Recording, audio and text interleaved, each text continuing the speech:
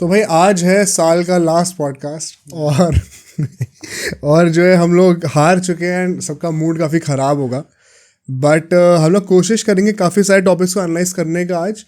Basically इस पूरे podcast का आप लोगों ने थंबनेल टाइटल देख के भी समझ ही होंगे जो क्रक्स होने वाला है, जो कि बहुत ही पॉपुलर अभी नैरेटिव चल रहा है कि रोहित शर्मा विराट कोहली को क्या अब रिटायर हो जाना चाहिए। उस चीज़ का हम लोग आंसर ढूंढेंगे एंड 11 पॉइंट्स, टॉकिंग पॉइंट्स मैंने निकाले हैं आज के इस डिस्कशन के लिए। स्टार्टिंग से एंड तक देखेगा तब समझ में आएगा आपको। हम लोग को कई सारी कंट्रोवर्सीज जो इस मैच में हुई उसकी बातें भी करेंगे, क्योंकि उसका कॉन्सिक्वेंस भी आया है इन दोनों के ऊपर। चाहे वो कोहली वर्सेस कॉन्स्टास वाली जो पूरी कंट्रोवर्सी हुई हो, ऋषभ पंत और सुनील गावस्कर के साथ भी काफ़ी कुछ हुआ है। नीतीश कुमार रेड्डी ने 100 मार दी है।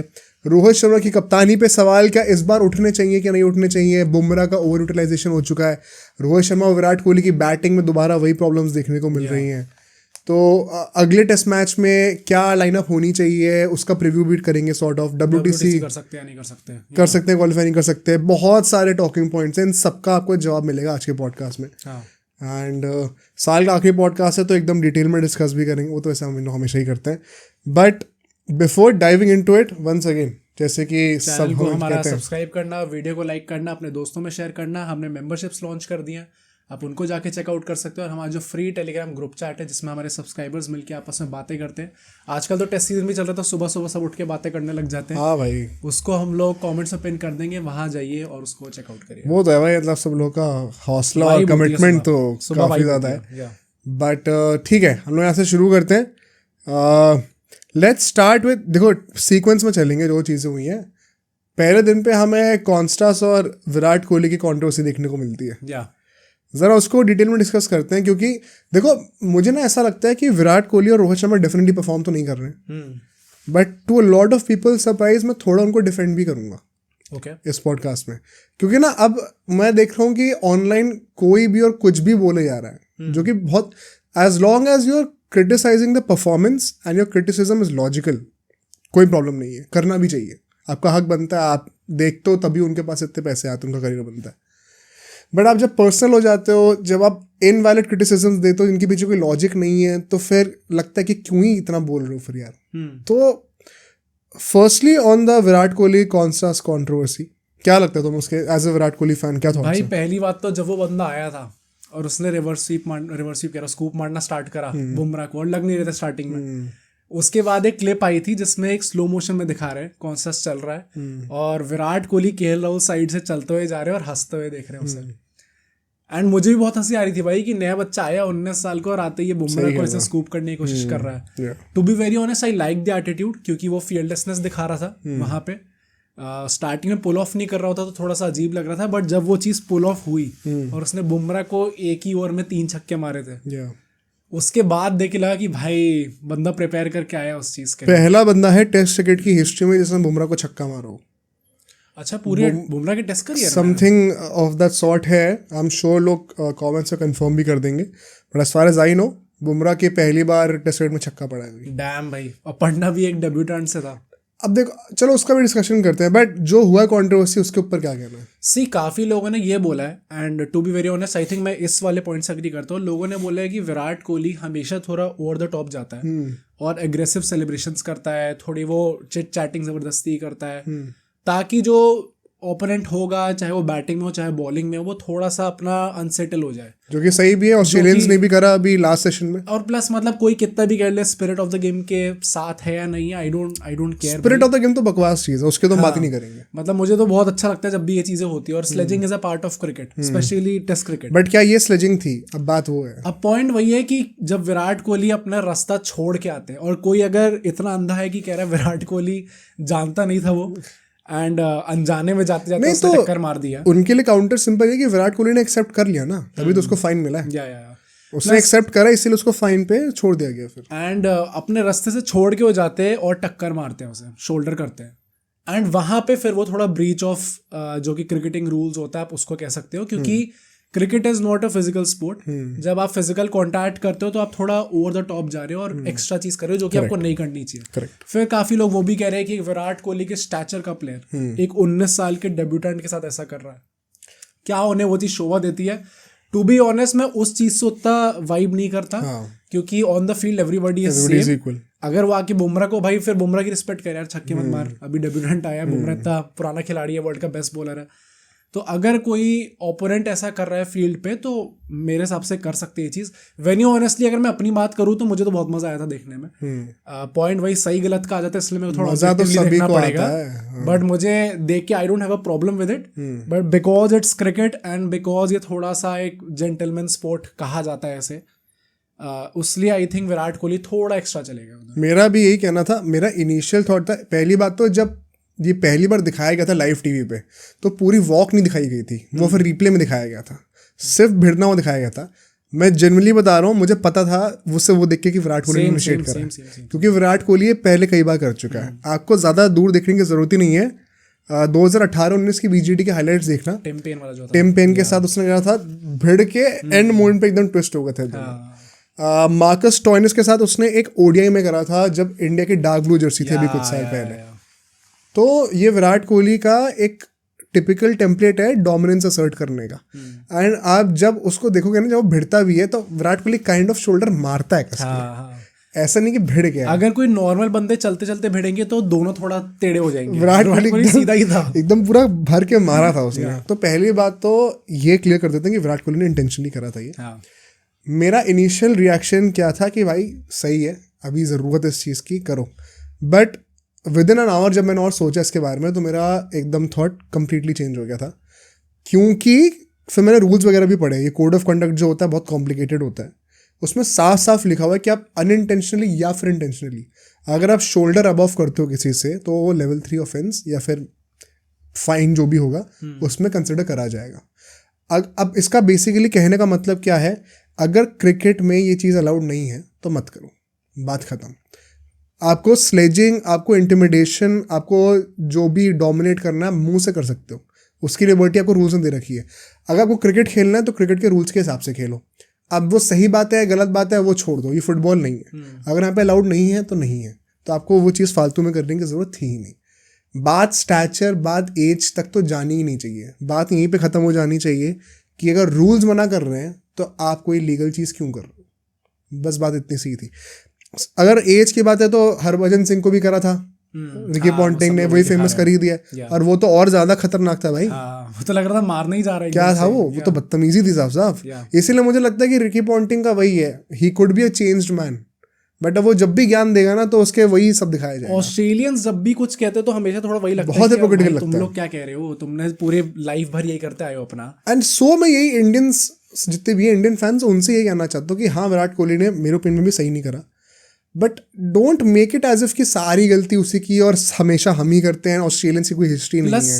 सेकेंडली आई थिंक अगर उसके बाद कॉन्शियस आउट हो जाता ना तो I think in narrative change हो जाता। अरे भाई अगर वही ना, मैंने बहुत सारे एंगल्स देखे, वीडियोस देखे, उसमें वो भी है कि कॉन्शियस को पता था कि क्या होने वाला है।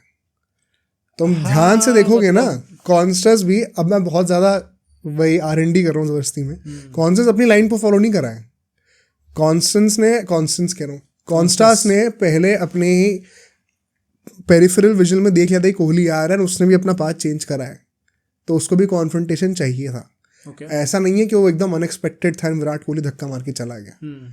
तो ये कोई कह रहा है कि कॉन्स्टास एकदम ही दूध का धुला हुआ यहाँ पे, तो वो भी नहीं है। उसको साफ साफ पता था कि क्या होने वाला है, एंड उसको वो अपने विक्टिमाइजेशन के थ्रू प्ले आउट करने का सोच रहा था।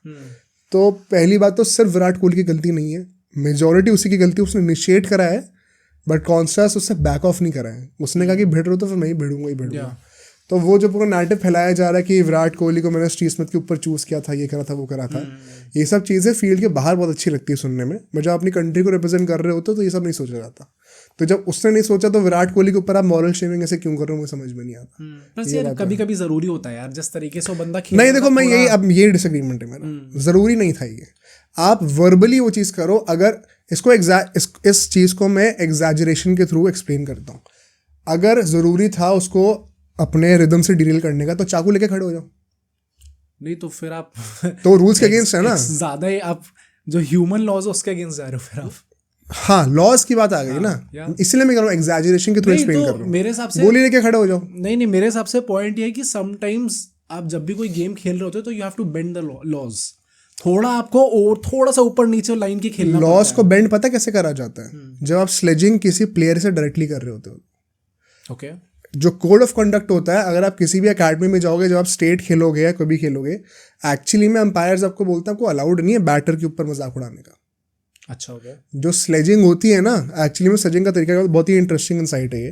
जैसे हम लोग को क्या करते थे, हम लोग टीवी पे देखते थे बचपन में, तो कोई मैच हो रहा है क्लब का या फिर डीडीसी वगैरह का मैच हो रहा है, तो हमने देखा कि भाई फील्डर बैठा रखे हैं सामने, कवर्स हुए पे हैं, स्लिप पे है, तो बैट्समैन को बोल रहे कि इससे बैट पे बॉल नहीं लग रही, नकली बैट्समैन है, बैट स्टांस सही से नहीं आ रहा है, फॉलो थ्रू सही से नहीं आ रहा बैट का। तो अंपायर टोक देते थे उस टाइम पे कि आप बैटर को डायरेक्टली नहीं बोल सकते हो, आप ये बोलो इंस्टेड कि भाई फील्डिंग बड़ी अच्छी कर रहा है, कवर से जो खड़ा हुआ है अभी आउट कर देगा, कहीं से बच के निकलना पड़ेगा, बॉलर क्या टप्पे पे बॉल डाल रहा है, बहुत तेज आ रही है, बॉल दिख नहीं रही होगी, मतलब वो कंधे बॉलर के कंधे पर डाल दी पूरी स्लेजिंग। बैटर को डायरेक्टली आप नहीं बोल सकते हो। Although I am pretty sure ये 99% ऑफ द टाइम्स नहीं होता होगा ऐसा, which is bending the law. तो उतनी बेंडिंग अलाउड होती है, जो तुम कह रहे हो वो ब्रेकिंग द लॉ पे आता है, which is where my problem begins कि आपको फिजिकल कॉन्फ्रंटेशन नहीं करनी चाहिए थी। ओके बात सिर्फ इतनी सी है। अगर आप मतलब वही है ना, वो उस टाइम पे लगता है कि एड्रेनलिन रश में कि क्या बढ़िया चीज़ हो रही है, but it was not on. बहुत सिंपली बता रहा हूँ, इसमें मैं वही, इसमें कोई विराट कोहली को हेट या डिफेंड करने की कोई बात ही नहीं है, बहुत ऑब्जेक्टिवली सोच रहे हैं। मेरा बस वही है कि जो इंडियन फैंस ही जो ओवरली क्रिटिकल हो जाते हैं ना, मतलब डोंट फॉरगेट कि हमारे साथ क्या क्या हुआ है। इसको एक्सप्लेन करने के लिए हम लोग वेंसडे का जो पॉडकास्ट आएगा उसमें इसकी बात होगी, काफ़ी बातें होने वाली है। वो एक पुरानी बीजेटी की सीरीज़ है, उसको हम लोग डिटेल में डिस्कस करेंगे। होपफुली फिर third test match, fifth test match start होने से पहले आपकी जितनी भी आप लोग जो सांत्वना दिखा रहे हो ऑस्ट्रेलियन प्लेयर्स को, वो कम हो जाएगी। तो फॉर श्योर। एंड पता है क्या, कॉन्स्टेंस जो बैटिंग कर रहा था उस टाइम पे, उसके बारे में क्या कहना है? मतलब उसको बेसिकली लाया क्यों गया मैक्सवीनी को निकाल के, कि बुमराह को काउंटर करने के लिए लाया गया था। Did it succeed? I think it failed miserably. Overall पूरे टेस्ट मैच को कॉन्टेक्स्ट में लेंगे तो उस इनिंग में भी क्यों, उस इनिंग्स में क्यों? क्योंकि उसके बाद भी बुमराह का कंपोजर तो टूटा ही ना, उसका उसने आके 3 विकेट ले लिए। हाँ मतलब, बट जैसे उसने बुमराह ने अगर एक मैच में 9 विकेट लिए हैं तो कहाँ से डिरेल हुआ है वो? मतलब अगर आप बुमराह को कह रहे हो कि डिरेल करना है, एटलीस्ट जो अपने हिसाब से कर सकता था, अपने बल पे जितना कर सकता था वो तो उसने करा ही ना। एंड मैक्सवीनी अगर स्टार्टिंग में आके डर डर के खेल के विकेट दे देगा तो फिर तो आप बिल्कुल भी हेल्प नहीं कर रहे। एटलीस्ट कहीं ना कहीं it did play on his mind भाई, जैसे उसने बाद में सेलिब्रेशन करा था बुमराह ने, clearly he wanted to prove himself. Definitely आपने बेसिकली एक टाइम बॉम्ब को भेज रखा था। हाँ कि ये कभी फटने वाला है, खुद मरने से पहले कुछ ना कुछ करके उसको डिरेल कर दे। बट मिजरेबली फेल क्यों हुआ है? क्योंकि बुमराह उसी इनिंग में बड़े आराम से अपना कंपोजर मेंटेन करके कम बैक कर गया। तो मुझे लगता है कि जो एक वो स्ट्रैटेजी थी कि बुमराह को एकदम ही गेम से बाहर लेके चले जाएंगे, वो बहुत ही it has fallen flat on its face. I think वो स्ट्रैटेजी वेरी ऑनेस्टली कभी it worked for those first 10-15 overs. नहीं, प्लस वैसे भी अगर आप ऐसी ये स्ट्रैटेजी थी कि हम बुमराह को गेम से बाहर ले जाएंगे, there is a reason why Bumrah is Bumrah right now. I don't think ऐसा कभी भी होने वाला था कि वो गेम से सही बात है, बट ऑनेस्टली ऑस्ट्रेलियंस ने जो सोचा था वो बुरा नहीं था। कोई भी और बॉलर होता तो हो सकता है डीरेल हो जाता। प्लस मेरे हिसाब से कि आई डोंट थिंक ये फेल करी स्ट्रैटेजी, क्योंकि he did his job. Plus उसने पहली जो इनिंग्स खेली है वो बहुत अच्छी खेली भाई, मस्त काम कर दिया अपना। 70-80 बॉलों में खेल के 60 रन बना दिए। देखो वही बात है कि ये क्या हम डिफाइन कर रहे हैं टेस्ट क्रिकेट को अभी, काम कर गया इन what sense? In this series I think it has worked. जैसे स्टैंडर्ड्स रहे हैं, हाँ मैं वही कह रहा हूँ ना, सेकंड इनिंग्स में आपने उसको जल्दी आउट कर दिया तो now you got better of Konstas. But पहली इनिंग में जो भी उन लोगों ने रन्स बनाए थे हमारे, जिसके चलते हम लोग स्टार्टिंग से अंडर प्रेशर आ गए थे, उसमें कॉन्स्टास ने काम करा था भाई। I think he did his job well. वही मैं कह रहा हूँ, इनिशियली पहले के 10-15 ओवरों में मतलब वुड यू से उसकी इनिंग्स गंदी थी? नहीं, गंदी तो किसी भी मीन्स नहीं थी। मैं कह रहा हूँ जो ऑब्जेक्टिव था उसको लाने का, जैसे, और ये चीज़ अब लोग कह रहे होंगे काउंटर करने के लिए आ जाएंगे कमेंट्स में, माइकल क्लार्क जो कि कप्तान रह चुके वर्ल्ड कप में, उन्होंने ये चीज़ कही है। क्या चीज़? ये मेरा थॉट नहीं है बाय द वे। उन्होंने टेस्ट मैच शुरू होने से पहले कहा था कि आप मैक्सवीनी को किस बेसिस पे निकाल रहे हो। ये मतलब हम लोग यहाँ पे बड़ा क्रिटिसाइज करते हैं इंडियन सेलेक्टर्स को, वहाँ पर ही बहुत क्रिटिसिज्म चला है इस बात का कि आप मिड सीरीज फालतू में एक बंदे को निकाल के एक 19 साल के लड़के को लेके आ रहे हो जिसने अभी एक प्रैक्टिस मैच में अच्छा खेला था। होगा आपका प्लान कि बुमराह को डिरेल कर देना है, but what does it tell you कि आप दूसरे बंदे के ऊपर कैसे ट्रीटमेंट दे रहे हो? एंड वो क्या सिग्नल भेजता है पूरे ड्रेसिंग रूम के अंदर, या जैसे कि अभी गिल के लिए कहा जा रहा है। एंड ऑनेस्टली मैक्सवेनी अगर वही 60-70 बॉल खेलते या फिर शायद ज़्यादा भी खेल लेते और रन 10-15 कम भी होते, कोई बड़ा डिफरेंस नहीं बनता। मतलब Maxwell has been a flop in this series so far. I don't think कुछ बहुत अच्छा खेला उसने। अगर आप 3 मैचेस में फ्लॉप हो गए, मतलब ये नहीं कि आपको उसको आप ड्रॉप कर दिया। हाँ, वो ड्रॉप करने वाला पॉइंट तो अगर आपने ड्रॉप करा मतलब एक बहुत ही बड़ा डिसीजन लिया है। हाँ। ये सोचे कि बुमराह को डिरेल कर देंगे, तो उस स्टैंडर्ड से तो फेल करेगा ना डिसीजन। मतलब then again I would say कि बुमराह को डिरेल करने वाला जो पॉइंट था, एटलीस्ट आपने उसके दिमाग में एक चीज तो डाल दी, आपने कुछ ना कुछ तो करा। बुमराह डिरेल वैसे भी नहीं होने वाला था भाई, सबको पता है वर्ल्ड का बेस्ट बॉलर है, वो ऐसे डिरेल नहीं होने वाला था एक 19 साल के लड़के से। बट वो जो 3 छक्के खा गया और उसका जितनी तारीफ मिली उस चीज को, इट डिड प्ले ऑन। मुझे लगता है थोड़ा ज्यादा ओवर हाइप कर दिया कौन सा को ना एक इनिंग के बेसिस। हाँ वो अभी पृथ्वी शॉ के साथ हो जाएगा, वापस लाइन पे आ जाएंगे, but I think everybody knows कि लाइन पे आ जाएगा ये वापस। मतलब उसकी जो पूरी टेक्निक है, जिस तरीके से वो खेलता है, जैसे उसके रिस्क होते हैं, सबको पता है कि ये ज्यादा लंबा नहीं टिकने वाला, अनलेस कि उसको स्पेसिफिकली बोला गया था ऐसे खेलने को, और वो एक नया साइड भी लेके आ सकता है। अभी 19 साल का लड़का है, अभी क्या बोले। नेक्स्ट पॉइंट जो होने वाला है, विराट कोहली और जायसवाल का जो रनआउट था, जरा उसकी बातें कर लेते हैं। बहुत सारा इसके ऊपर भी डिस्कोर्स मैंने देखा ऑनलाइन, हमारे टेलीग्राम के ग्रुप चैट पर ही काफ़ी लोग बहुत डिवाइडेड थे इस चीज़ को लेके। एंड एक मैंने वीडियो देखी थी मिस्टर जैरेड किम्बर की, किसी ने रील भेजी थी ग्रुप चैट पर ही। तो लवली गाय फर्स्टली, बहुत ही टेक्निकल इनपुट्स देते हैं वो। बट एक वो रील थी, आई थिंक सब लोगों ने देखी होगी, जिसमें वो कहते हैं कि ऑफ कोर्स कॉल जायसवाल की है। इनफैक्ट मैं नोट भी करा उसको काउंटर करने के लिए। फर्स्टली तुम्हें क्या लगता है किसी गलती थी? विराट कोहली। क्यों थी? मैं अगेन वही कहूँगा, अभी कुछ टाइम पहले हमने 2024 की स्टार्टिंग में जब अफगानिस्तान के साथ T20s थे, तब वहाँ पे Rohit Sharma got out in a similar fashion, जब वो पहली बॉल पे सिंगल लेते हैं और शुभमन गिल पूरे टाइम ऐसे बॉल को देख रहे होते और मना करते हैं।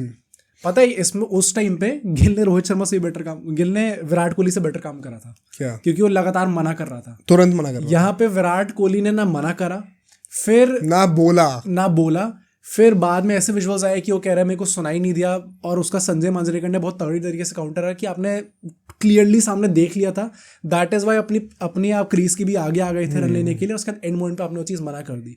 बॉल सामने गई थी, क्लियरली जायसवाल की कॉल थी, सिंगल कॉल पे अगर आप विदाउट एनी हेजिटेशन भाग जाते तो रन भी हो जाता। एंड वेरी फ्रैंकली स्पीकिंग उस रनआउट ज़्यादा एंटरटेनिंग तो फिर बाद में जो इरफान पठान और संजय मांजरेकर की लड़ाई थी, जो कि इतनी ज्यादा बढ़ गई थी भाई साहब, कि क्लियरली लग रहा था कि भाई संजय मांजरेकर लड़के आया था। उसके ऊपर अभी आते हैं, पहले मैं इसको जरा क्लैरिफाई कर दूं टेक्निकल पॉइंट ऑफ व्यू से, क्योंकि उन्होंने काफ़ी टेक्निकल इनपुट्स अपने उस शॉट में दिए हैं। सो बेसिकली जैरेड किम्बर का ये कहना था कि, एंड मैं बताता हूँ मेरा क्या डिसएग्रीमेंट है, ऐसे क्या इशू है एग्जैक्टली इस आर्गूमेंट के साथ। उन्होंने बेसिकली 3-4 पॉइंट्स कहते हैं, मैं नोट करें उनको, मैं काउंटर भी करूँगा अभी। पहली बात तो कहते हैं कि ऑफकोर्स जायसवाल का कॉल था, बट कॉल उनका था, इसका अंदर नहीं कॉल सही हो। क्यों कॉल सही नहीं है उनके अकॉर्डिंगली? क्योंकि बॉल बहुत ज़्यादा तेज़ हिट करी थी। अब जब आपने इतनी ज़्यादा तेज़ हिट कर दी, मतलब फील्डर तक बॉल जल्दी पहुंचेगी तो भागने का टाइम कम होगा। बिल्कुल सही बात है। Plus PAT Cummins also charge कर रहे थे बॉल पर। वो स्टार्ट तो हर फील्डर लेके रखता है, उसमें कोई चार्ज की बात नहीं है। सेकेंड पॉइंट, कमिंस के राइट हैंड पे मारी थी, very valid point also. I appreciate by the way him giving such technical inputs. तो राइट हैंड उनका स्ट्रॉन्ग आर्म है। यूजुअली क्या होता है, अगर रॉन्ग आर्म पे आती है तो वहाँ से आपको ट्रांसफर करनी होती है बॉल अपने स्ट्रॉन्ग आर्म की तरफ, और फिर आप थ्रो मारते हो, फ्रैक्शन ऑफ सेकंड उसमें निकल जाते हैं। तो वो भी एक वैलिड पॉइंट था। एंड थर्डली,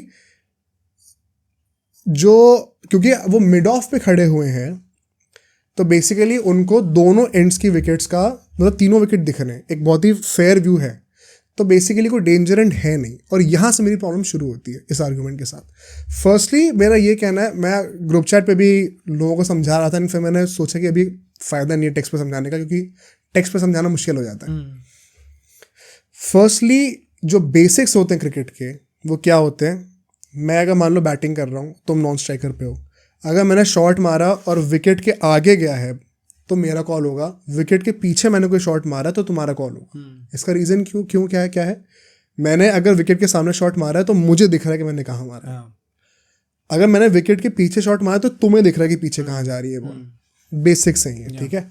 सबसे इम्पॉर्टेंट हमेशा ये रन्स डिसाइफर करने में बेसिक्स ही होते हैं। सेकेंड पॉइंट पे आते हैं, तो ये मेरा हमेशा से आर्गुमेंट ये होता है कि जब ऐसी टफ सिचुएशंस हो ना तो कभी इतना डिटेल्ड टेक्निकलिटीज पर मत जाया करो, जो कि जैड गिम्बर ने अपनी वीडियोस में बताया। क्यों? क्योंकि अब मैं इन टेक्निकलिटीज को मोल्ड करके अपने साइड का आर्गुमेंट भी बड़ी आराम से बना सकता हूँ। उन्होंने 3 पॉइंट दिए, मैं 4 पॉइंट देता हूँ। पहला पॉइंट जो है वो ये है कि आप जब भी किसी के साथ रन भाग रहे होते हो तो आपके रन भागने का तरीका it depends heavily on the reputation of the non striker also. क्या आपने जायसवाल को कभी ऐसे रन रोहित शर्मा के साथ भागते हुए देखे? कभी नहीं देखे होंगे। विराट कोहली की रेपुटेशन है ये करने की। And don't tell me when you look me in the eye कि विराट कोहली खुद ये रन नहीं भागते। एंड इसी पॉइंट की वजह से हम लोग विराट कोहली को कितनी बार क्रिटिसाइज कर चुके हैं, जब सामने ऋषभ पंत जैसा आदमी है तो आप उसके साथ ऐसे रिस्की रन क्यों भाग रहे हो। बट विराट कोहली का पूरा गेम ही इस पे बना हुआ है, he wants to stay busy on the pitch, लगातार वो रन्स लेता रहता है, and that is why fair है वो चीज। सेकंड पॉइंट, जायसवाल का ट्रिगर मूवमेंट इस टेस्ट मैच का क्या था?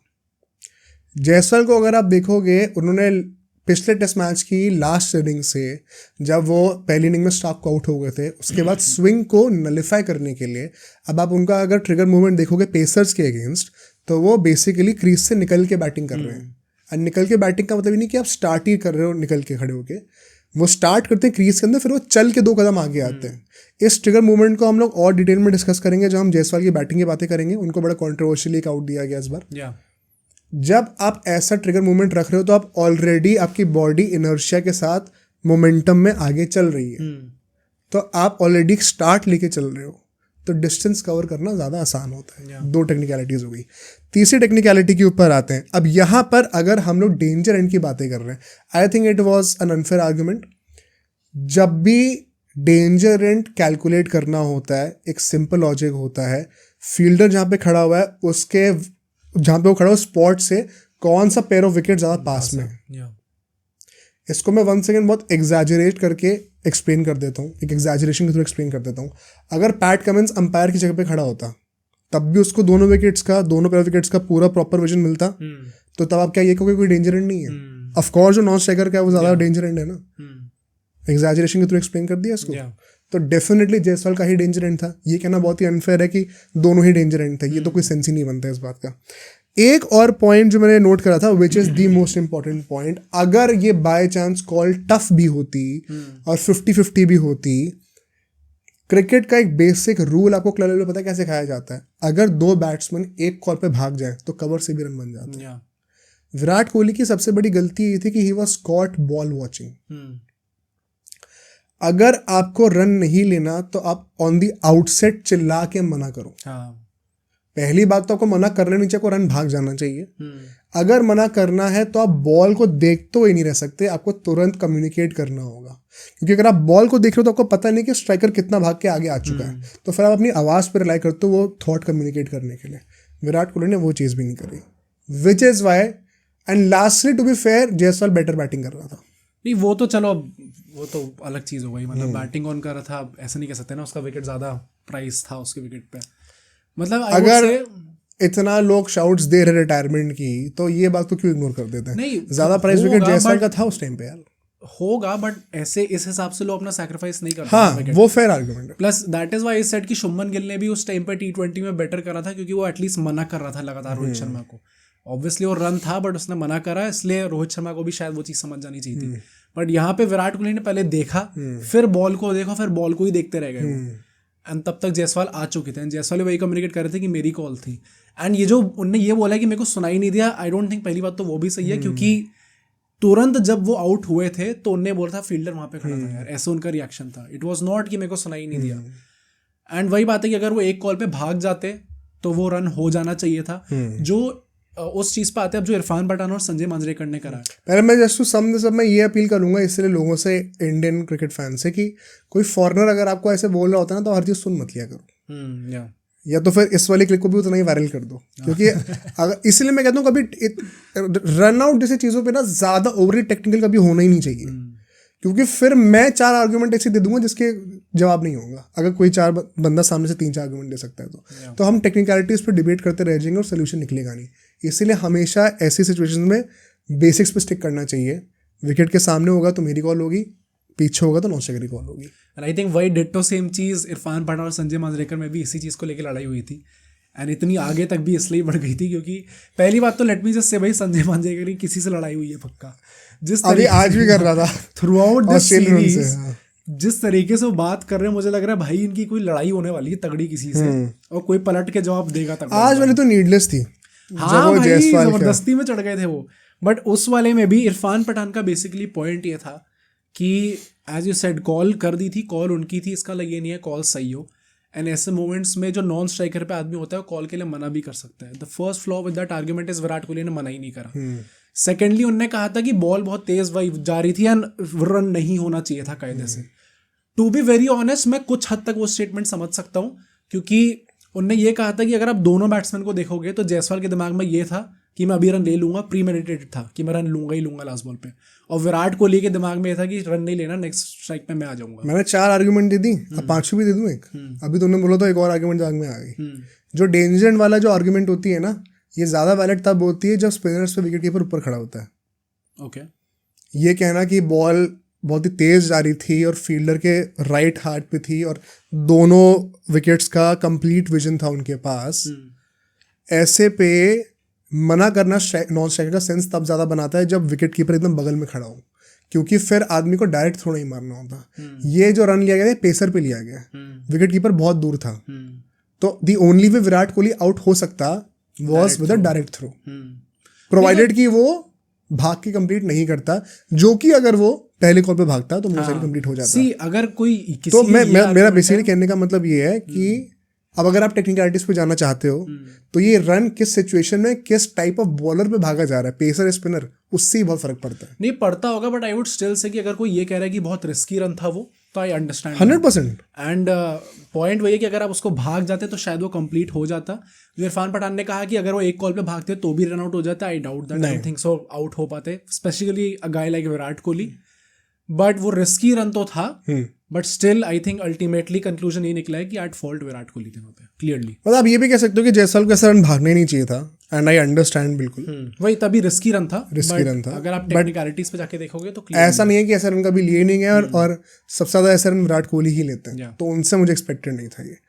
तो एंड क्लियरली ये चीज इंडिया के लिए बहुत हानिकारक थी, और विराट कोहली के लिए भी बहुत हानिकारक थी। उसको डिस्कस करते हैं अभी, विच इज मैंने इतनी देर तक बात करी इस टॉपिक के ऊपर।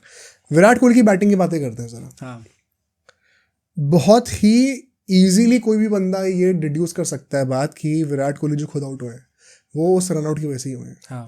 विराट कोहली जब बैटिंग करने के लिए आए थे, शायद इस पूरी टेस्ट सीरीज में सबसे सॉलिड अभी लग रहे थे। वो 100 मारी थी, बट वो बहुत ही डिफरेंट सर्कमस्टांसेस में थी, मैच खत्म हो चुका था तब तक। फर्स्ट इनिंग से अगर हम बातें करें पर्टिकुलरली, शायद ही उनकी अभी तक की बेस्ट मोस्ट कन्विंसिंग पारी थी। ऐसे स्टैट्स थे कि 41% ऑफ द बॉल्स उन्होंने जो कि स्टंप से फिनिश नहीं हुई थी उनको लीव कर चुके थे वो। हर्षा भोगले ने एक बहुत ही इंटरेस्टिंग चीज़ कही थी, जब विराट कोहली ने 50 बॉलें खेल ली थी, जब 50th बॉल खेल रहे थे वो, तब हर्षा भोगले कमेंट्री करते हुए एक स्टैट निकालते हैं कि इस पूरी सीरीज में अभी तक जब भी विराट कोहली ने बैटिंग करी है, least percentage of balls in that channel, जो 4th 5th स्टंप का चैनल होता है, उसमें डाली है इस इनिंग में, क्योंकि वो लीव कर रहे हैं। This is how magic happens. This is why Sachin Tendulkar की जो इनिंग्स है वो गोटेड है। जब आदमी खुद ये रिजॉल्व बना लेना दिमाग में कि मैं उस बॉल को प्ले आउट नहीं करूंगा, तो भगवान भी ऐसी चीजें करता है कि फिर वो बॉलर से फ्रस्ट्रेट होते हैं और फिर वो अपने आप ही उस चैनल में बॉल डालना भी बंद कर देते हैं। जब कोई विराट कोहली से ये कहता है कि आपको वो 4th 5th स्टंप की बॉल नहीं खेलनी है, तो कोई ये ना सोचे कि इसका मतलब विराट कोहली को पूरे दिन वो बॉलें लीव करनी पड़ेंगी। एक टाइम आएगा जब बॉलर खुद वो बॉलें डालना बंद कर देगा। ये बहुत ही इंटरेस्टिंग स्टार्ट है, शायद इस पूरे मैच का सबसे इंटरेस्टिंग स्टार्ट ये था। आई थिंक इसका मतलब बेसिकली ये निकला कि आपने पूरे पावर डायनामिक्स चेंज कर दिया। अभी तक जो बॉलर आपको एंटाइस कर रहा था, अब आपने सिचुएशन ही उल्टी कर दी कि तुझे मेरे हिसाब से खेलना पड़ेगा। बट यहाँ पे ट्विस्ट कब आया, जब वो रन आउट हुआ, ऑस्ट्रेलिया ने टेंशन सेंस कर ली थी, एक रीसेट मिल गया था सबको, और फिर उन्होंने दोबारा उस चैनल में बॉलिंग डालनी शुरू करी, एंड विराट कोहली का क्योंकि कॉन्सेंट्रेशन अब जा चुका था, उन्होंने फिर से वो बॉल एज कर दी। क्या ये चीज एक्सक्यूजेबल है? आई डोंट थिंक एक्सक्यूजेबल है। Obviously at that level it's not excusable, but वही है कि हमने कितनी बार ये चीजें होते हुए देखी हैं, एंड क्लियरली वो इतनी अच्छी पार्टनरशिप बन रही थी और बहुत ज्यादा वाइटल पार्टनरशिप थी वो इंडिया के लिए। अगर वो रुक जाते तो शायद इस टाइम पे हम लोग इस नोशन से, इस नैरेटिव से पॉडकास्ट नहीं बना रहे होते ये, क्योंकि हो सकता है गेम वहां से बदल सकता था।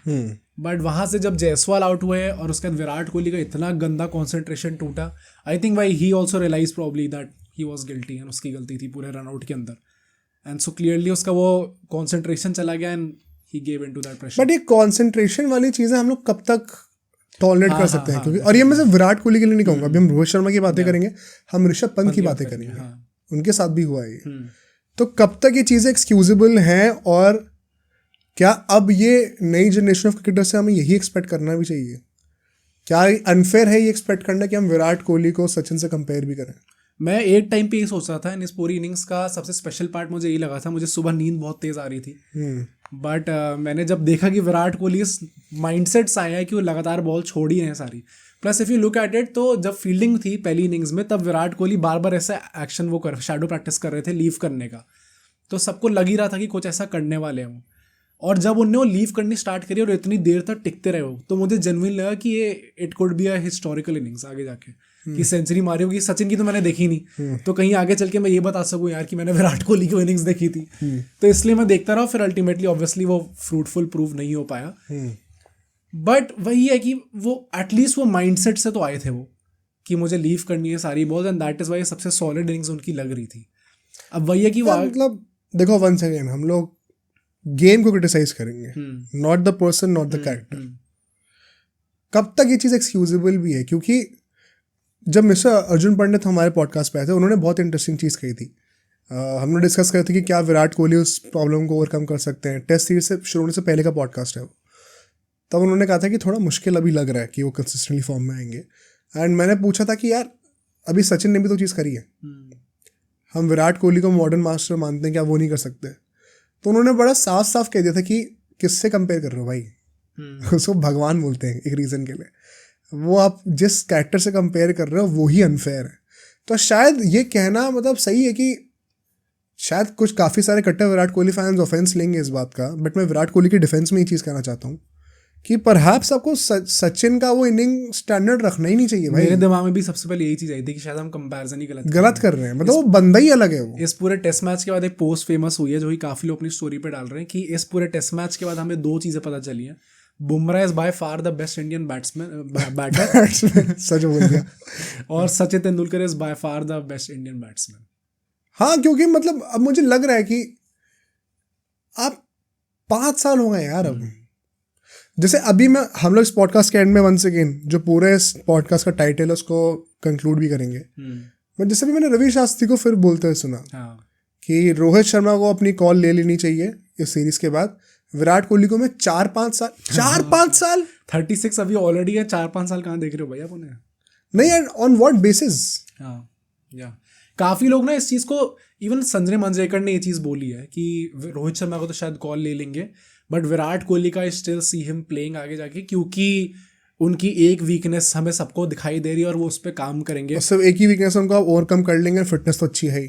पर सही बात है वो। नहीं, सही चीज़ है, आप आइडियली सोचो तो आपको लगेगा कि हाँ ये चीज़ हाँ, सही है, क्योंकि बाकी सब तो बढ़िया ही है। बट वो एक वीकनेस आपकी काफ़ी सालों से है और अभी तक हमें उस पर काम होते हुए नहीं दिखा है, तो हम किस बेसिस पे एक्सपेक्ट करें कि आगे जाके भी हो जाएगी वो चीज़? किस हद तक बैक करना चाहिए उस चीज़ को?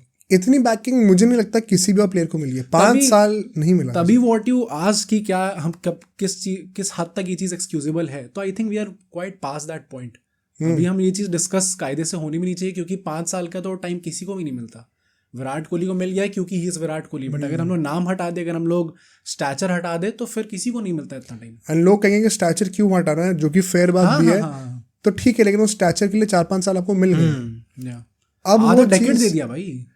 जायसवाल और केएल राहुल तो मैच में नहीं चला। जायसवाल अगर फ्रंट रनर है, जो कि पहली सीरीज खेल रहे हैं अपने ऑस्ट्रेलिया जाकर, तो आप समझ लो कि कितना बुरा हाल है इस वक्त बैटिंग का।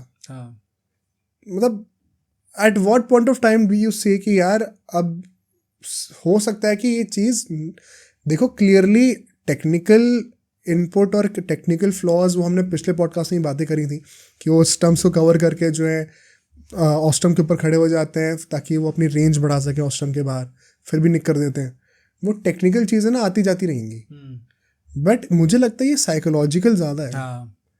एंड अगर वो चीज़ नहीं हो पा रही ना ओवरकम, तो आप टीम का देखो, वन सेकंड, मैं ये नहीं कह रहा हूँ कि ओडीआईज में तो मैं दोनों को देखना चाहता हूँ, वो भी कुछ लोग कह रहे हैं कि ओडीआई से भी निकाल दो, वो तो बहुत ही मतलब पर वही है, आई थिंक अगर टेस्ट से निकल जाएंगे, आई थिंक वही है, उसके पॉडकास्ट के एंड में मैं चीज़ बात कर सकता, आई थिंक फिर ओडीआई से भी बहुत डिफिकल्ट है। अगले इस 25-26 में 35 ओडीआई खेलने वाले हैं। अच्छा, ओके, तो ऐसा कोई प्रॉब्लम नहीं होने वाली है। बट मेन इशू यही है कि भाई अब बहुत हो गया यार। मतलब one second, just as one of the stakeholders of the game, जो कि इतना टाइम और पैसा देते हैं मैच को, पूरा हक बनता है फैंस को बोलने का। प्लस वैसे भी यार, मतलब ब्लाइंड हो के एकदम क्रिटिसाइज ही थोड़ी, मतलब बैक थोड़ी करते रहोगे कि यार होता रहेगा, हो जाएगा, नेक्स्ट सीरीज में इतना तो सचिन को बैकिंग नहीं मिली भाई बाद कभी। में हो जाएगा, बहुत टाइम हो चुका है इस टाइम तक। एंड वेरी ऑनेस्टली स्पीकिंग, अगर आप सचिन से कंपैरिजन हटा भी दो तो 36-37 की एज में अगर ऐसी चीज़ें हो भी रही हैं तो इट इज़ ह्यूमन ओनली, उसमें कुछ बहुत ज़्यादा गड़बड़ नहीं है। इट इज़ जस्ट दैट कि हमारी एक्सपेक्टेशन वो थी कि विराट कोहली आगे जाते रहेंगे और हमें तो एकदम पीक पे रिटायर होते हुए दिखेंगे। सचिन का रिकॉर्ड चलो नहीं भी तोड़ेंगे तो फैब 4 में तो एटलीस्ट एकदम टॉप पे होंगे। आई थिंक वो एक फेयर एक्सपेक्टेशन थी। हाँ, जिस तरीके से चल रहा था तब तक तो फेयर एक्सपेक्टेशन होना चाहिए था। बट जैसे वो चीज़ एंड हुई है, अब आपको यू हैव टू क्वेश्चन भाई कि अब कब तक आप बैक करते नहीं, मेरा प्रॉब्लम यही है, जो दो एक्सट्रीम्स चल रहे हैं ना, एक है कि विराट कोहली को एंड तक एकदम बैक ही करना है। देखो, बैक तो हमेशा करना चाहिए अपने प्लेयर्स को, बट सवाल उठाने जरूरी है। और एक है कि अभी से की ऐसा कुछ लोग तो वो है ना कि मेलबर्न से ही या फिर इससे पहले मैच से दोनों को बाहर निकाल दो, उससे मैं बहुत हाईली डिसएग्री करता हूँ। बहुत ज़्यादा हार्श हो रहे हो। मिड सीरीज वैसे भी आप इतना बड़ा नहीं करना चाहिए इससे। प्लस वैसे भी आई थिंक जो पहली इनिंग्स खेली थी उससे होप मिली थी, और सेकंड इनिंग्स जब उन्होंने वो खेली तो फिर मेरा दिमाग खराब हो गया भाई। फिर मैं जेन्युइनली बहुत ज्यादा सेकंड इनिंग्स में फिर से वो कवर ड्राइव, वही तो फेंका पूरा बैट भाई साहब, क्लियरली वैसे आउट हुए आप। हमें लगा था कि पहली इनिंग्स में आपने प्रॉपर वो दिमाग बैठा के आए हो, ठीक है, it was a lapse in concentration, उसकी वजह से आप आउट हो गए। बट सेकंड इनिंग्स में जितनी डिफिकल्ट सिचुएशन पे 33 for 2 हो गई थी इंडिया, उसके बाद आप आके ऐसा शॉट खेल रहे हो जस्ट बिफोर लंच। हाँ, एक और बचा था। वो बात भी है कि टाइमिंग ऑफ डिसमिसल भी कितना इंपॉर्टेंट है। आपका लैप्स ऑफ कंसंट्रेशन लंच से जस्ट पहले हो रहा है, तो वन सेकंड, ये एक्सक्यूजेबल नहीं है भाई। इतनी जल्दी कंसंट्रेशन का लैप्स कैसे हो रहा है? हाँ, 5-6 और आपने बेरली खेले अभी आते हो, और उसके बाद आपने वैसे ही डिट्टो सेम तरीके से आप आउट हो गए। तो क्लियरली मतलब जितने टाइम से चलती आ रही, कब तक कोई इस चीज़ को इग्नोर कर सकता है? बेसिकली वो कमेंटेटर्स भी लैप्स ऑफ कंसंट्रेशन वाला शब्द यूज कर रहे थे, टर्म यूज कर रहे थे, वो थोड़ा सा सॉफ्ट होना चाह रहे थे। एक्चुअली में ये टेम्पटेशन पे गिवन करना, मुझे दिख गई बॉल ऊपर ड्राइव की, मुझे ललचाना था तो मैंने बैट फेंक दिया। बहुत अगर मैं हार चुके कहूँ तो यही चीज़ है। मुझे जेन्युइनली दिमाग में आया कि क्योंकि अभी हमने जस्ट अभी कामली की पॉडकास्ट बनाई थी, इट वाज कि लोगों को पता था, दे दो भाई थोड़े से भाई। हाँ प्लीज भाई उस पे शॉर्ट बॉल डालेंगे तो आउट होगा, गिवन था ये चीज। इस टाइम पे विराट कोहली का तो यही हो गया है, उसको बॉल वो आएगा ही आएगा, आउट होगा ही होगा। मतलब आप ये नहीं समझ रहे हो कि ऑस्ट्रेलियंस पता है जोक की तरह ले रहे हैं। हाँ, राइट, काइंड ऑफ। अब वो थोड़ा हंस वस भी रहे होते हैं, वो आउट होता है ना, सेम तरीके से मजाक थोड़ा बना दिया है। तो बहुत बहुत सैड स्टेट ऑफ अफेयर्स है। बहुत ही ऐसा बुरा भी लगता है, पता है, दोनों को क्रिटिसाइज करते हुए, जो इतना वो करा है, इतना कंट्रीब्यूट करा है। बट हार्श रियलिटी यही है भाई। मतलब मैं तो अभी भी कहूँगा कि अगला मैच खेलना चाहिए दोनों को, उसकी बातें भी करेंगे खेलना चाहिए कि नहीं। बट टिल कब तक और कितना ब्लाइंड होके कोई आदमी सपोर्ट करेगा भाई? नहीं बनता सपोर्ट करना। तो इनफैक्ट इसका जब आउट हो जाते हैं तो उनकी कोई टनल में भी कोई इशू हो गया था, क्या हुआ था वो? हाँ, वो जा रहे थे वापस, एंड उसके बाद टनल के अंदर चले गए थे मेलबर्न वाले में, और उसके दोनों एकदम से कुछ आवाज आती है, वो बाहर आते हैं और ऐसे घूरते हैं क्राउड को, और फिर अल्टीमेटली जो सिक्योरिटी आती है वो थोड़ा कहते हैं कि चले कोई बात नहीं ऐसे करके। एंड भाई उस टाइम पे तो मुझे यही लगा था कि लोग बू कर रहे थे बहुत ज़्यादा, कुछ समझ में नहीं आता क्या हो रहा है। हाँ, बट वहाँ पे जो ट्रैवलिंग मीडिया है हमारी इंडिया की, जो वहाँ पे प्रेजेंट होते हैं मैचेस के दौरान, उनने कहा है कि कुछ फैमिली रिलेटेड अब्यूजेस कर रहे थे ऑस्ट्रेलियन क्राउड जो थी वहाँ पे, and that is why he came out of the tunnel, and then उनने वो स्टेयर करा उन पे, विच इज फेयर। मतलब हाँ, फैमिली का हो गया तो बहुत ज्यादा हो जाता। बूस पे अगर वो चीज़ हो रही होती तो मुझे थोड़ा लगता कि यार विराट कोहली वैसे ही फैमिली का बन चुके अब तो। हाँ, right. It is genuinely sad. ये सीरीज स्टार्ट कैसे हुई थी? जब पर्थ पर उन्हें 100 मारी थी और पूरी ऑस्ट्रेलियन क्राउड ताली बजा रही थी उनकी, everybody was quite happy to see Virat Kohli perform so well. And series अब एंड कैसे हो रही है, जहाँ पे वो लगातार वैसे ही आउट हो रहे हैं, उनको बूज मिल रहे हैं पूरी क्राउड से, एंड मतलब जिस तरीके का ट्रीटमेंट मिल रहा है उनको, इवन जो मीडिया को तो मतलब मीडिया की बात कर लेते हैं, वो तो मतलब कि इरफान पठान और स्टार स्पोर्ट्स ने, shout out to Star Sports, उनने पूरा एक Segment सेगमेंट रखे, चीज के हाँ। लिए वेरी हैप्पी अबाउट दैट। ये चीज हमने कुछ टाइम पहले डिस्कस करी थी कि मीडिया को कॉल आउट करना चाहिए। At this point of time मैं जितना उनका देखा है वो क्लाउन वाउन बना दिया एंड हाँ। क्राई बेबी रोहित शर्मा को हाँ, बना दिया। हाँ। क्या हमें सीरियसली लेना भी चाहिए इस जर्नलिस्ट भाई- को, या फिर ये जो ये पूरा प्रेस जो भी है इनकी? प्लस ये सेम चीज आपने कभी होते हुए देखा है इंडिया में? किस चीज ये कहीं भी नहीं होता। हाँ, कहीं भी नहीं होता भाई। कैसी बदतमीजी कर रहे हैं लोग। नहीं तो मैं वही कह रहा हूँ, इतना ज्यादा कोई ओवर द टॉप जा रहा है तो मतलब आई डोंट नो ये सीरियस मीडिया है क्या कोई, हाँ या हाँ, फिर ये serious तो है ही आई थिंक। मतलब sarcastic वो है कि बनी ही ट्रोल करने के लिए, या फिर ये प्रॉपर है जैसे टाइम्स ऑफ इंडिया यहाँ पे होता है वैसे टाइप की है? आई थिंक जो स्पोर्ट्स वाला रेटेड होगा, अगर even if it is just about trolling, तो भी मतलब भाई एक लिमिट होती है आपको करने की। ऐसा नहीं कि आप कुछ भी फॉर श्योर, पर मतलब मेरा माइंडसेट ही रहेगा Credibility ना कितनी कि है उस चीज। द क्रेडिबल है क्या ये जेन्युइनली, कोई प्लीज कंफर्म करके बताना, क्योंकि अगर है तो कैसे चल रहा है, ऐसा अलाउड भी कैसे हो रहा है, मेरे को समझ में नहीं आ रहा। मेरा जो दुख है वो यही है कि भाई ये लोग ओपनली आके क्रिटिसाइज कर रहे हैं, हम रन नहीं मार पा रहे भाई। एक बार बोलती बंद कर दे भाई 100 मार के। जो पूरी वो आजकल एडिट्स बनते हैं इतने सारे, प्लस वो पूरा यार ये this was set up to be Kohli's match भाई। उसने स्टार्टिंग में आके लड़ाई कर ली, देख के लग रहा है he is quite fired up, boos मिल रहे हैं क्राउड से, तो वो ऐसे ऐसे कर रहा है। तो ये तो प्रॉपर विंटेज कोहली वाली परफॉर्मेंस होनी थी। एंड जैसे वो आके उन्होंने बॉल लीव करनी स्टार्ट करी थी, मुझे लगा भी था हो भी सकती है, बट ओवरऑल जो पूरा टेस्ट मैच गया उनका, दैट वाज वेरी बैड भाई, अनफॉरगेटेबल। मतलब वही क्या कर सकते हैं, बहुत ही ज़्यादा बुरा हाल है इस वक्त। और आई थिंक मतलब अगर नेक्स्ट टेस्ट मैच में भी रन नहीं आते, पता बात वो भी कि नेक्स्ट टेस्ट में रन आ भी जाए तो भी क्या ही हो है। कैसे आप बैक करोगे इस चीज़ को? अगर अब 5 साल में 3 सेंचुरी आ गई है, तो हम लोग के अगले 5 साल भी निकाल दे फिर उनके? नहीं यार, 5 साल में 3 तो आ गई थी, अगले 5 में भी शायद 3 आ जाएंगी। और अगला टूर है भी इंग्लैंड का, जो कि सबसे टफ रहता है विराट कोहली के लिए। या तो बहुत सोचने वाली बात है। खैर इसके ऊपर इस पॉडकास्ट के एंड में दोबारा आएंगे एक बार। अभी जरा रोहित शर्मा की बातें करते हैं। अब रोहित शर्मा ने भी जो बैटिंग करी है, पहली इनिंग में जिस तरीके से आउट हुए हैं, सबसे पहली बात तो ओपनिंग करी उन्होंने, उसके ऊपर ही बहुत सवाल उठे हैं। क्या थॉट्स हैं उसके ऊपर?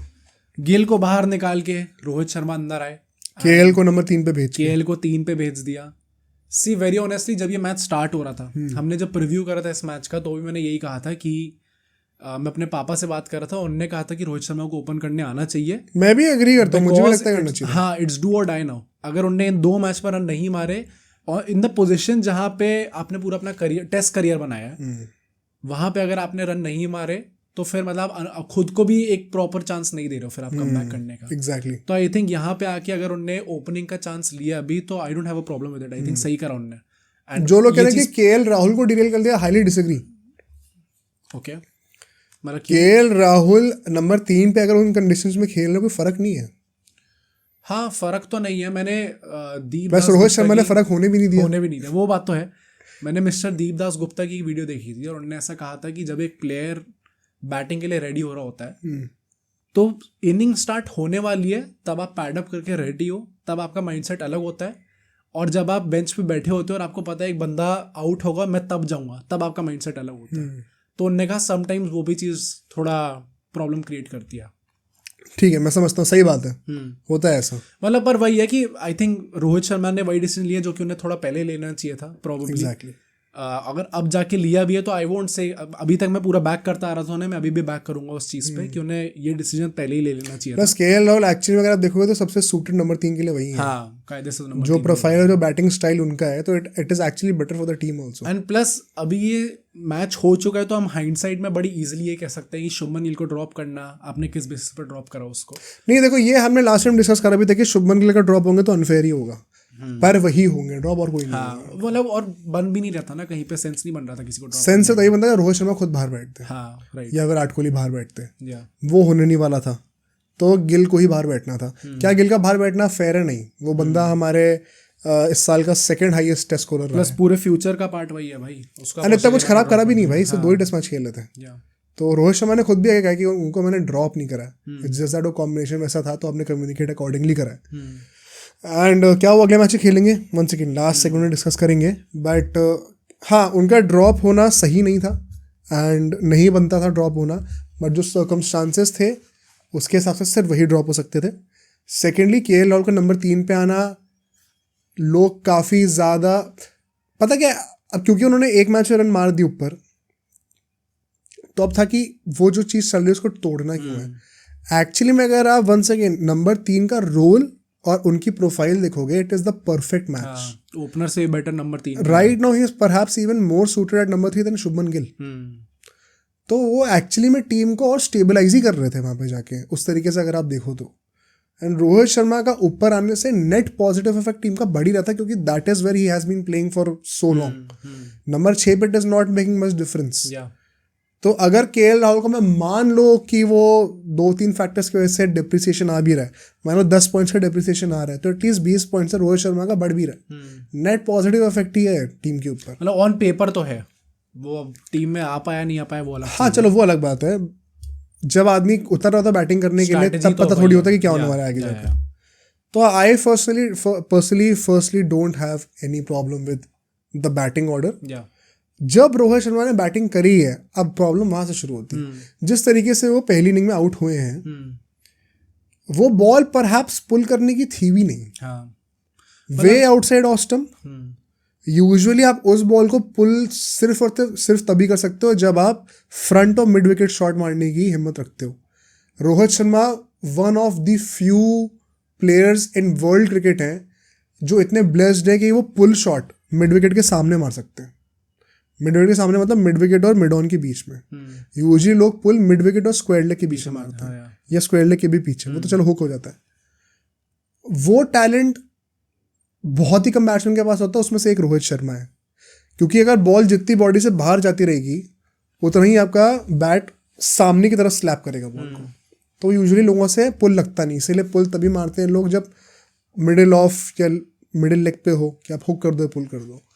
तो रोहित शर्मा अगर अपनी प्राइम पे होते परहैप्स वो शॉट मार देते, बट इस वक्त उनको खुद भी पता है कि वो स्ट्रगल कर रहे हैं, इसीलिए वो डबल माइंडेड हो गए. एग्जैक्टली. आई थिंक मेरी प्रॉब्लम वहीं पे थी. अगर वो पुल मारने जाते, शायद छक्का पूरा शॉट मारते और आउट हो जाते. नहीं, मैं कह रहा हूँ पूरा शॉट मारते और फिर भी आउट हो जाते, तो भी आदमी एक बार वो कहता है कि इसने वही शॉट खेला जो इंस्टिंक्ट पे आता है.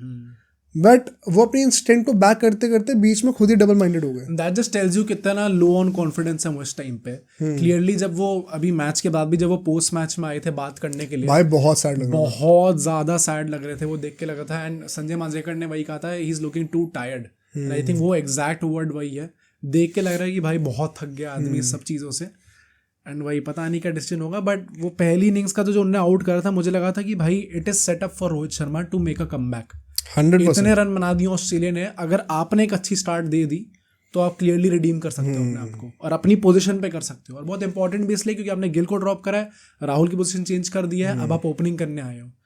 बट बहुत मिजरेबली वो फेल होते हैं उस चीज़ में. फिर टीम को वही स्टार्ट नहीं मिली, फंस गई टीम दोबारा. जब सेकंड इनिंग्स में बैटिंग करने के लिए आए, बहुत ज़्यादा इंप्रूवमेंट दिख रहा था in terms of confidence and resolute. कि मुझे अगर फ्रंट फुट पे कमिट करना है तो मैं होल हार्टेडली कर रहा हूँ, बैक फुट पे जाना है तो होल हार्टेडली जा रहा हूँ, शॉट्स पे फुल्ली कमिट कर रहा हूँ, हाफ हार्टेडली होके नहीं खेल रहा. वो प्रॉब्लम एकदम सॉल्व कर दी थी. Kind of very similar to Virat Kohli. जब पहले इनिंग में बैटिंग करने के लिए आए थे तो दिखने में सही लग रहे थे, बहुत ही अश्योर्ड लग रहे थे अपनी बैटिंग को लेके. बट वो एक लैप्स ऑफ कॉन्सेंट्रेशन और वो out. Same for Rohit Sharma. बहुत ही अश्योर्ड लग रहे थे तब तक. कवर ड्राइव बड़ी तगड़ी मारनी शुरू कर दी थी उन्होंने तब तक. वन लैप्स ऑफ कॉन्सेंट्रेशन, क्या शॉट खेला मुझे समझ में नहीं आया. मिडिल ऑफ पे बॉल स्विंग होके एंगल से बाहर जा रही है, विदाउट एनी फुटवर्क आप उसको फ्लिक करने के लिए जा रहे हो, बैट बॉडी से दूर है. तो मतलब बहुत ही क्लियर था कि one second lapse of concentration word एक वो सॉफ्ट ब्लो अप दे रहे हो. रियलिटी क्या थी? विराट कोहली के लिए था टेम्पटेशन पे फॉल करना, रोहित शर्मा के लिए था रिलीज शॉट खेलना. कि मैंने 40-50 बॉल ही खेलनी, मेरे सिर्फ 9 रन है, मैं यूजुअली इस टेम्पो पे खेलता नहीं हूँ, अब मुझे नहीं रुका नहीं जाएगा मेरे से, मुझे एक रिलीज शॉट खेलना ही खेलना है. It was a release shot. Release shot अगर आप देखो बाय डेफिनेशन यही कहा जाता है. इस चीज़ को अश्विन ने बहुत अच्छे से एक्सप्लॉइट करी थी 20-21 की बीजीडी में. मतलब रोहित शर्मा का मुझे लास्ट में भी यही लगता है कि 5th डे पे आप बैटिंग करने आ रहे हो, 340 आप चेस करने वाले हो. एंड मैच स्टार्ट होने से पहले रात को मैंने एक रील देखी थी और उसमें लिखा था कि अगर रोहित शर्मा अपनी भी खेलेगा तो 350 के हम लोग 400 टारगेट भी चेस कर सकते हैं. तो होता ही हमेशा. बहुत ज़्यादा इंपॉर्टेंट था रोहित शर्मा का चलना लास्ट डे पे. अगर वो एक अच्छी स्टार्ट दे देता ना तो पूरी टीम का मोमेंटम बढ़ जाता. पर वो चीज़ नहीं हो पाती. And at the end of the day जैसे ख़त्म हुई इनिंग्स उनकी, मुझे तो ये लग रहा था भाई इससे अच्छा तो अपनी इंटेंट वाली ही खेल लेते. शायद 10-15 रन और आ जाते, बट चलो एटलीस्ट नहीं, उनका मतलब वो नई बॉल पुरानी कर दी, हाँ वो चीज़ उसके ड्रॉ तो अश्योर कर दिया था एक टाइम पे, तो उस मामले से ठीक था, बट हाँ मतलब कुछ बहुत ज़्यादा डिफरेंस बना जो इस टाइम पे उनका गेम हो चुका है ओडीआईज वाला, जो भी उनका इंटेंट वाला गेम हो चुका है, क्लियरली वो चीज़ शिफ्ट करके टेस्ट में आना बहुत ज़्यादा स्ट्रगल कर रहे हैं रोहित शर्मा भी। एंड वही है कि अब वो उस एज पे हैं कि आप इतना बैक कर भी नहीं सकते उनको कि वो कर लेंगे उस चीज़ को। हमेशा इवन हमने डिस्कस करा थ्रू आउट इस करियर ऐसा ही रहा है, या तो वाइट बॉल में बहुत अच्छे रहे एक टाइम पर, या फिर रेड बॉल में बहुत अच्छे रहे, कभी साथ में नहीं कर पाए। जब से वो 2023-22 वर्ल्ड कप के बाद से 23 वाले वर्ल्ड कप के लिए उन्होंने प्रिपरेशन स्टार्ट करी थी अपना गेम चेंज करके, उसके बाद से he has not been the same guy in test cricket. And clearly just like Virat Kohli का तो चलो एक गड्ढा बना हुआ है अभी, रोहित शर्मा का काइंड ऑफ कह सकते हैं ज़्यादा कंसर्निंग भी है, क्योंकि फुटवर्क इश्यूज क्लियरली हैं, एंड लोग पता फुटवर्क इश्यूज को वंस अगेन बहुत ज़्यादा हाईलाइट कर रहे हैं विदाउट रियलाइजिंग कि रोहित शर्मा हमेशा से ऐसे खेलते हैं। हाँ राइट, बट वो एज के साथ रिफ्लेक्सेस थोड़े कम हो गए और टाइम बुरा चल रहा है अभी, वो ही सबसे बड़ी बात होती है। ये रिफ्लेक्सेस बड़े अच्छे से काम करेंगे जब ओडीआई आ जाएगा तो, क्योंकि बॉल का मूवमेंट कम होगा, बॉल बैट पे बेटर रहेगी, पिचेस बेटर होंगी, तो ये सब टेक्निकलिटीज ही मैटर करती हैं। फुटवर्क पे हर चीज़ ब्लेम कर देना is not valid for a guy जो कि पूरी करियर ही ऐसे खेले हुए हैं अपना।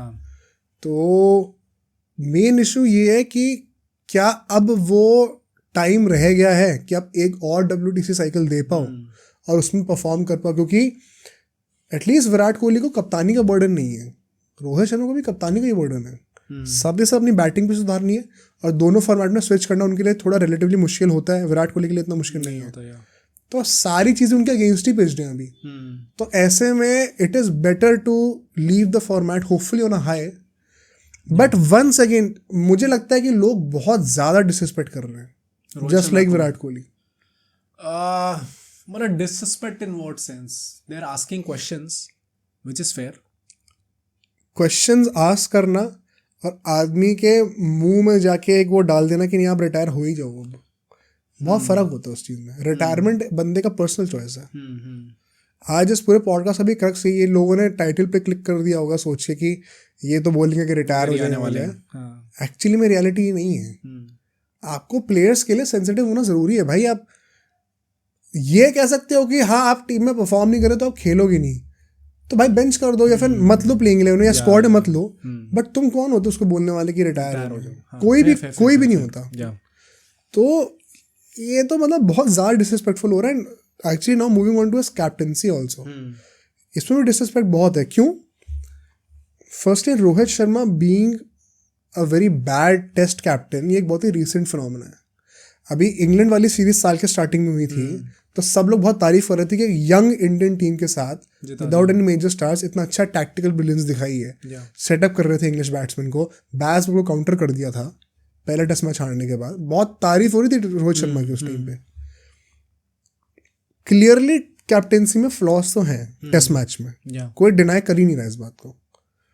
मेन पॉइंट वंस अगेन ये है कि राइट नाउ ट्रेंड ऐसा बना हुआ है कि कोई भी आके बहुत आसानी से ये चीज़ कह देता है कि poor captaincy, clueless captaincy, without actually giving technical inputs कि कहाँ पे पुअर कैप्टेंसी हो रही है। तुम कोई भी सोशल मीडिया उठा के देख लो, तुम इनफैक्ट इस पूरे पॉडकास्ट से कमेंट्स को भी देख लेना, मैक्सिमम लोग यही कहते हैं पुअर कैप्टेंसी है रोहित शर्मा की, क्या करे उसके लिए वो। तो उसमें लोग कह देंगे फील्ड सेटअप। फील्ड सेटअप में क्या करना है, लोग मुंह के नीचे क्यों बैठा लो, चलो। इतना आसान नहीं होता भाई। ये तो मतलब बहुत ही बेसिक लेवल, फर्स्ट ग्रेड का बच्चा भी सेम चीज़ बोलेगा। ये आजकल बोलना बहुत आसान हो गया कि पुअर कैप्टेंसी, बट एक्चुअली में क्या टेक्निकल इनपुट्स हैं वो कोई नहीं देता उसको। एंड ये मैंने कुछ कमेंटेटर से भी देखा है चीज़ होता है। ओके, अब हमने लास्ट पॉडकास्ट में बात की थी, बेसिकली आप 3 पैरामीटर्स को जज कर सकते हो, ठीक है। सबसे पहले तो आप बॉलर्स को किस पॉइंट ऑफ टाइम पे इंट्रोड्यूस कर रहे हो, रोटेशन कैसा हो रहा है, सिचुएशन को देखते हुए, प्लेयर वर्सेस प्लेयर मैचअप्स को देखते हुए आप कितनी प्रिपरेशन करके आए हो। सेकेंडली फील्ड सेटअप्स आप किस तरीके से कर रहे हो। थर्डली टैक्टिकल सेटअप क्या है। फॉर एग्जाम्पल, अगर हमें पता है कि ट्रैविस हेड बाउंसर्स पे इनिशियली रिलक्टेंट होते हैं, डरते हैं, तो आप उनको बाउंसर्स प्लान करके डालोगे। ये है टैक्टिकल सेटअप कि मैंने बैटर के लिए स्पेसिफिकली एक टैक्टिक क्रिएट करा है शॉर्ट बॉल का। उस टैक्टिकल सेटअप को सपोर्ट करने के लिए फील्ड सेटअप आता है कि अच्छा अगर मैं बाउंसर डालूंगा तो नाउ माइट एज वेल एक शॉर्ट लेग बगल में उठा लूँ, ताकि अगर वो एज लगे तो कम से कम पकड़ तो पाए बंदा। वरना सर्वाइव कर जाएगा, या फिर एक टाइम के बाद बाउंसर पे छक्का भी मारने लग जाएगा। उसको सपोर्ट करने के लिए फील्ड सेटअप, एंड तीसरा इन दोनों चीज़ों को इम्प्लीमेंट करने के लिए कौन सा बॉलर लाना है। ये तीनों चीज़ों के मिश्रण से आप डिसाइड कर सकते हो कि एक बंदा फील्डिंग करता है तो कप्तानी अच्छा कर रहा है कि नहीं कर रहा है। या 10 फैक्टर्स और हैं, ये 3 बहुत ही इंपॉर्टेंट फैक्टर्स हैं, ऐसे कोई एक्सप्लेन करता नहीं है। अब इसमें मेन बात क्या हो रही है, क्या रोहित शर्मा ने इस मैच में बुरी कप्तानी करी है? एक्चुअली में पिछले 2-3 मैचेस आप देखो तो बहुत ज़्यादा बड़ा इंप्रूवमेंट था इस मैच में। आई थिंक इम्प्रूवमेंट था, but there was a point जहाँ पे वो उस चीज़ को कैपिटलाइज कर सकते थे। सेकेंडली, इम्प्रूवमेंट था, इसका मतलब ये नहीं है कि ये बेयर मिनिमम हमें एक्सपेक्ट नहीं करना चाहिए। या आप इम्प्रूव करके जो सेटअप्स कर रहे थे, जो बॉलर्स को सही टाइम पे ला रहे थे, बहुत ही अच्छी बात है, but this is what a captain is expected to do. ठीक है, तो ये बेयर मिनिमम ये तो करना ही पड़ता है कप्तान को। तो मैं रोहित शर्मा को डिफेंड नहीं कर रहा हूँ इस बात पे, मैं बस ये कह रहा हूँ कि बेटर था पहले से, बहुत ज़्यादा बेटर था इनफैक्ट। 2 एग्जाम्पल्स देता हूँ पर्टिकुलरली, एंड जहाँ पे बुरी कप्तानी थी वो भी डिस्कस करेंगे। जब पहली बार, आई थिंक ये फर्स्ट डे के टुवर्ड्स द एंड ऑफ वो था, जब वो 6 विकेट गिर गए थे एकदम से, जब ट्रैविस हेड वगैरह को जल्दी आउट किया था।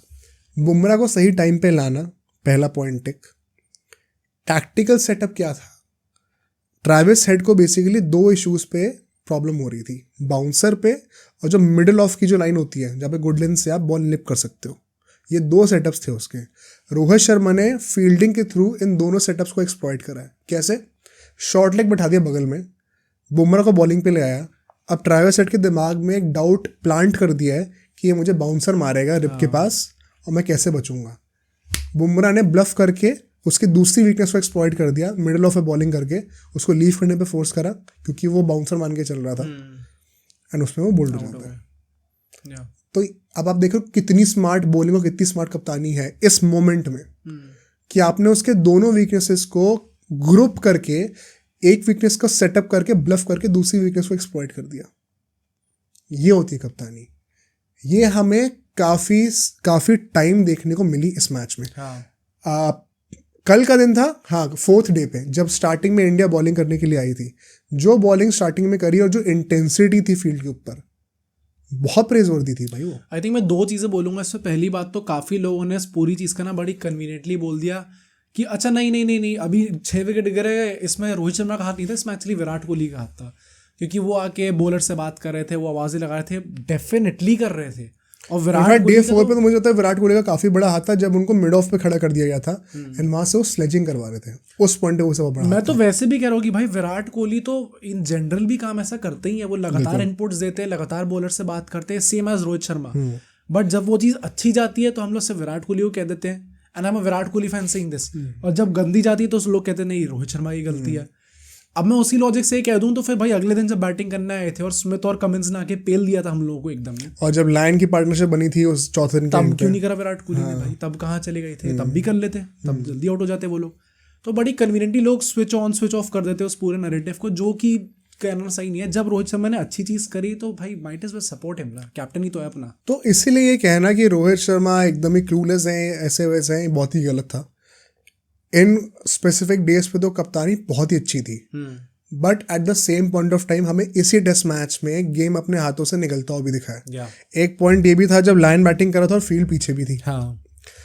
तो ये कहना कि रोहित शर्मा एकदम ही क्लूलेस हैं, वो एक अनफेयर क्रिटिसिज्म है।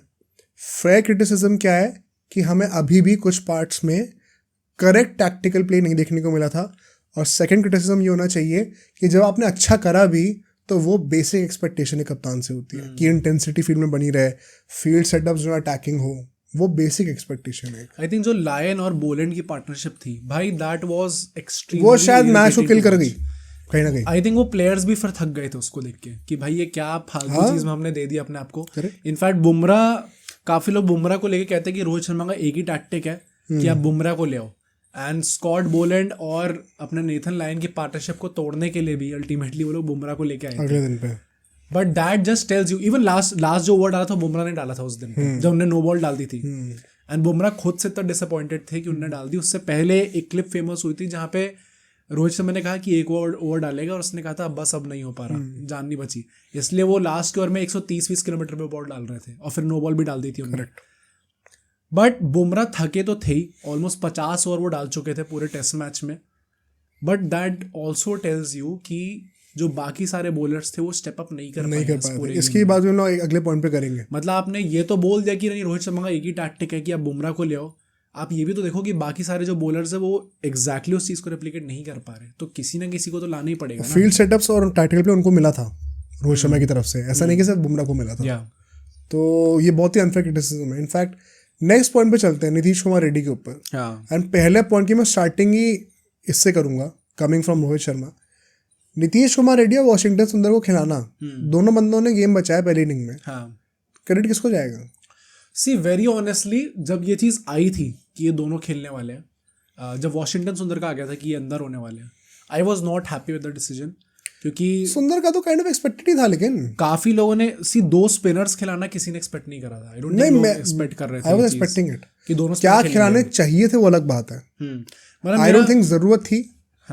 बट अगर हमने रोहित शर्मा की पोस्ट मैच कॉन्फ्रेंसेस सुनी तो उन्होंने कहा कि हमें बैटिंग इंक्रीज करनी थी, डेप्थ। उन्होंने ये भी बोला हमें एक बॉलर एक्स्ट्रा चाहिए था। आई डोंट थिंक सो ये एग्जैक्टली रीजन था कि उन्हें बॉलर एक्स्ट्रा चाहिए था, क्योंकि सुंदर ने हार्डली कुछ खास बॉलिंग करी है। बॉलर एक्स्ट्रा चाहिए होता तो आप पेस से खिला लेते। हाँ एग्जैक्टली, बैटिंग चाहिए थी आपको। मेरा मेन प्रॉब्लम इस चीज से ये है कि भाई हम लोग ना जब तक 8-9 तक बैटिंग नहीं रखने वाले तब तक आप इतनी गिव अप, इतनी रद्दर बैटिंग हो चुकी है हमारी कि हम लोग बिल्कुल एक्सपेक्ट ही नहीं कर सकते अपने ऊपर वाले बैट्समैन से कि वो लोग टिक पाएंगे। एंड दिस जस्ट शोज कि हमारे ऊपर के बैट्समैन कितने ज्यादा कम कॉन्फिडेंस पे हैं कि उन्हें 8 पे भी अब सुंदर चाहिए, नहीं अब सुंदर आके खेलेगा। तो वो चीज देख के मुझे थोड़ी चिड़न हो रही थी कि आपने बॉलर कॉम्प्रोमाइज कर दिया, आपने एक पेसर आप खिला देते तो बुमराह, सिराज, इन सब बॉलर्स को कितनी ज्यादा हिट मिल जाती। हम लोग जबरदस्ती में बैट्समैन हैवी जाते रहते हैं जो कि एक बैटिंग पे छोड़ने वाली है, तो भैया वो बॉलर्स खिलाना जो कि टोटल कम कर सके एंड देन बैक योरसेल्फ कि आप वो रन बनाओगे, पर वो आप पहले ही इतना डरे हुए हो। At the same point of time reality ये भी है कि रन नहीं आ रहे ऊपर से। एंड सो जब नीतीश कुमार रेड्डी एंड वॉशिंगटन सुंदर ने रन मारे तो उसका क्रेडिट भी फिर कप्तान को ही जाएगा एंड गौतम गंभीर को। भाई MS के प्रसाद जो कि हमारे सिलेक्टेड थे कुछ टाइम पहले तक इंडियन टीम के, वो कमेंट्री कर रहे थे। उन्होंने पता क्या बताया कि नीतीश कुमार रेड्डी एक्चुअली जाने नहीं वाले थे ऑस्ट्रेलिया के टूर पे, गंभीर ने लड़के करवाया है। अच्छा ओके, कि मेरे को चाहिए ये बंदा। प्लस ये चीज़ गंभीर की इस बात में ये तारीफ होनी चाहिए कि उन्होंने through out the series back करा, निकाला नहीं अल्टीमेटली। तुम्हें याद हो अगर हमने सीरीज होने से पहले प्रेडिक्शंस कही थी तो मैंने तुमसे कहा था कि नीतीश कुमार रेड्डी खेलेगा टीम में एंड कर सकता है कुछ।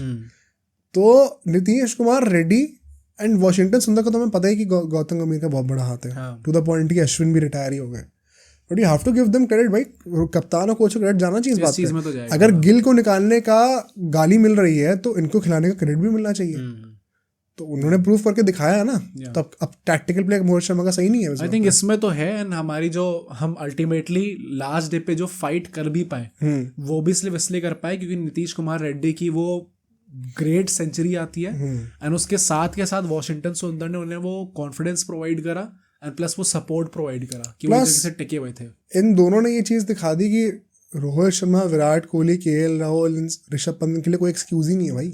पिच का कोई काम नहीं है इसमें। क्या पिच अरे ये अभी तक की बेस्ट बैटिंग विकेट थी इस पूरी सीरीज की। अगर यहाँ पर आप वो नंबर 8 पे आके रन बना रहे हैं वो लोग, ऐसी सिचुएशन में जहाँ पे टीम मरी हुई है पूरी और आपसे मतलब 1/3 आपसे 1/10 इनफैक्ट एक्सपीरियंस लेके क्रिकेट का इतने रन बना दिए तो आपके पास क्या एक्सक्यूज है भाई। इससे भी बड़ा एग्जांपल तो मुझे लगता है अगर बॉलैंड 60 बोले खेल जा रहा है तो फिर आपको पता है पिच में कोई प्रॉब्लम नहीं। प्रॉब्लम है। जो बैटिंग नीतीश रेड्डी ने करी उसके बारे में क्या कहना चाहिए? आई थिंक बहुत रिस्पॉन्सिबल बैटिंग करी है। वन ऑफ शायद इस पूरी सीरीज की बेस्ट इनिंग्स थी अभी तक की। हाँ कह सकते हो आप, कह सकते हैं जिस कंडीशन में एटलीस्ट इंडिया की तरफ से तो डेफिनेटली थी। बाकी में लोग फिर वो कहेंगे स्मिथ ने सेंचुरी मारी है, ट्रैविस हेड ने बहुत अच्छा खेला है। बट जिस सिनेरियो में नीतीश रेड्डी ने मारी है, बीइंग अ यंगस्टर, पहली सीरीज है, 21 साल का वो आदमी है और जितना क्लिनिकल मतलब बहुत ही ज्यादा कंट्रोल में दिखे हैं पूरी इनिंग में। ये पूरी इनिंग्स के बाद सबसे पहला मीम जो आया था यही आया था कि अब तो नीतीश कुमार रेड्डी ने भी ओवरसीज सेंचुरी मार दी। इतनी हंसी आई थी वैसे वो देख के। बट क्या सेंचुरी खेली है भाई, hats off to that guy. जो पूरा टेंशन भी थी पूरे ग्राउंड में जब वो सिराज बैटिंग करने आया, डिफेंस का सब लोग हूटिंग कर रहे थे भाई। बहुत ही बढ़िया इनिंग थी एंड जिस तरीके से बैटिंग करी है बहुत बड़ा एक वेकअप कॉल है बाकी टॉप ऑर्डर बैटर्स। हाँ भाई, अगर वो आके हम लोग हमेशा जब भी ओवरसीज टूर होता है हम लोग देखते हैं कि सीनियर्स जो हैं वो जूनियर्स को अपने विंग में ले रहे हैं और फिर वो लीड कर रहे हैं और जूनियर्स फॉलो करेंगे। यहाँ पे उल्टा ही है भाई, हमारे जो दो मास्टर्स है वो लोग बैठे हुए अपने और जूनियर्स आके परफॉर्म कर रहे हैं। दिस इज एन इंडिकेशन कि टाइम हम जा चुका है या वही तो बात है। एक और मोमेंट की बात करना चाहता हूँ, जैसे अभी सुनील गावस्कर ने अभी जो ऋषभ पंत को कैच किया कि अगली बात इसी की करेंगे, बट इन जनरल जब भी वो कुछ कहते हैं, जैसे कोहली के लिए भी कहते हैं या फिर कोई कमेंटेटर कहता है, एक्स क्रिकेटर कहता है, तो आजकल के जो बच्चे हैं वो बहुत ज़्यादा गाली देने लग जाते हैं। ठीक है, एक वो मोमेंट था उन्होंने दिखाया था नीतीश कुमार रेड्डी के पापा के साथ, देखा तुमने वो? हाँ, जिसको पैर छू रहे थे ना उनके। उससे पहले देखा था क्या हुआ था? गावस्कर रोने लग गया था। अच्छा ओके, गावस्कर रो रहे थे, रवि शास्त्री भी रो रहे थे, वो तो कमेंट्री करते हुए। गावस्कर रोने लग गया कि थैंक यू, आपने इतना अच्छा क्रिकेटर हमारी कंट्री को दिया है। मतलब इन लोगों के लिए इतना इम्पोर्टेंट होता है ये कि एक बच्चा अगर आके परफॉर्म कर रहा है, कंट्री का नाम रोशन कर रहा है, जब पता था कि हार सकते हैं, इतनी लाइन पे लगी होती है इनकी इज्जत। नहीं, प्लस वैसे भी आप देखो सुनील गावस्कर के अगर स्पेसिफिकली बात करें तो भाई बीजीटी में जी क्या है? हाँ नहीं, मैं वैसे भी कह रहा हूँ कि जो लोग ये क्रिटिसाइज करते हैं, आपने विराट कोहली को ऐसे भी कह दिया, आपने इस खिलाड़ी को ऐसा पूरा हक है उनका बोलने का। नहीं, हक तो है ही है, प्लस आप हमेशा उनकी एक इनेट फीलिंग देखोगे ना, बहुत क्लियरली चीज दिख जाती है कि वो चाहते एंड में ये विद नो बायसेस, उनका एंड में यही है कि भाई इंडिया अच्छा परफॉर्म करे। जब विराट कोहली ने मेलबर्न में 82 मारे थे पाकिस्तान में, तब सुनील गावस्कर लिटरली बच्चे की तरह कूद के सेलिब्रेट कर रहे थे। और लोग कहते हैं कि रोहित शर्मा को फेवर करते हैं विराट कोहली को। हाँ, कितना मतलब भाई कितनी खुशी दिखती है उनके फेस पे जब भी इंडिया अच्छा परफॉर्म करती है। तो आप इधर उधर क्रिटिसिज्म छोड़ दो, अगर आप एक्चुअली में वो इंटेंशन देखोगे उसके पीछे का, तो it is always the betterment of Indian cricket. And इनके लिए इतना मीन करता है भाई कि उसने 100 मार दी, इनको रोना आ गया। तो आपके लिए बड़ा आसान है, मतलब ये ना कि 5-6 साल पहले क्रिकेट देखना शुरू करो, ऐसे गाली देके चले जाते हैं, बहुत ही ज़्यादा डिसरिस्पेक्टफुल हो जाता है। इनफैक्ट अगर हम लोग यहाँ से नेक्स्ट सेगमेंट भी चलते हैं अपना, जो ऋषभ पंत के साथ जो पूरा हुआ है, ऋषभ पंत और अदर ऋषभ पंत से पहले हम लोग जायसवाल की बातें कर लेते हैं। ठीक है, पहले वो चीज़ सॉर्ट कर लेते हैं कि उसकी बात हमने पहले करी थी।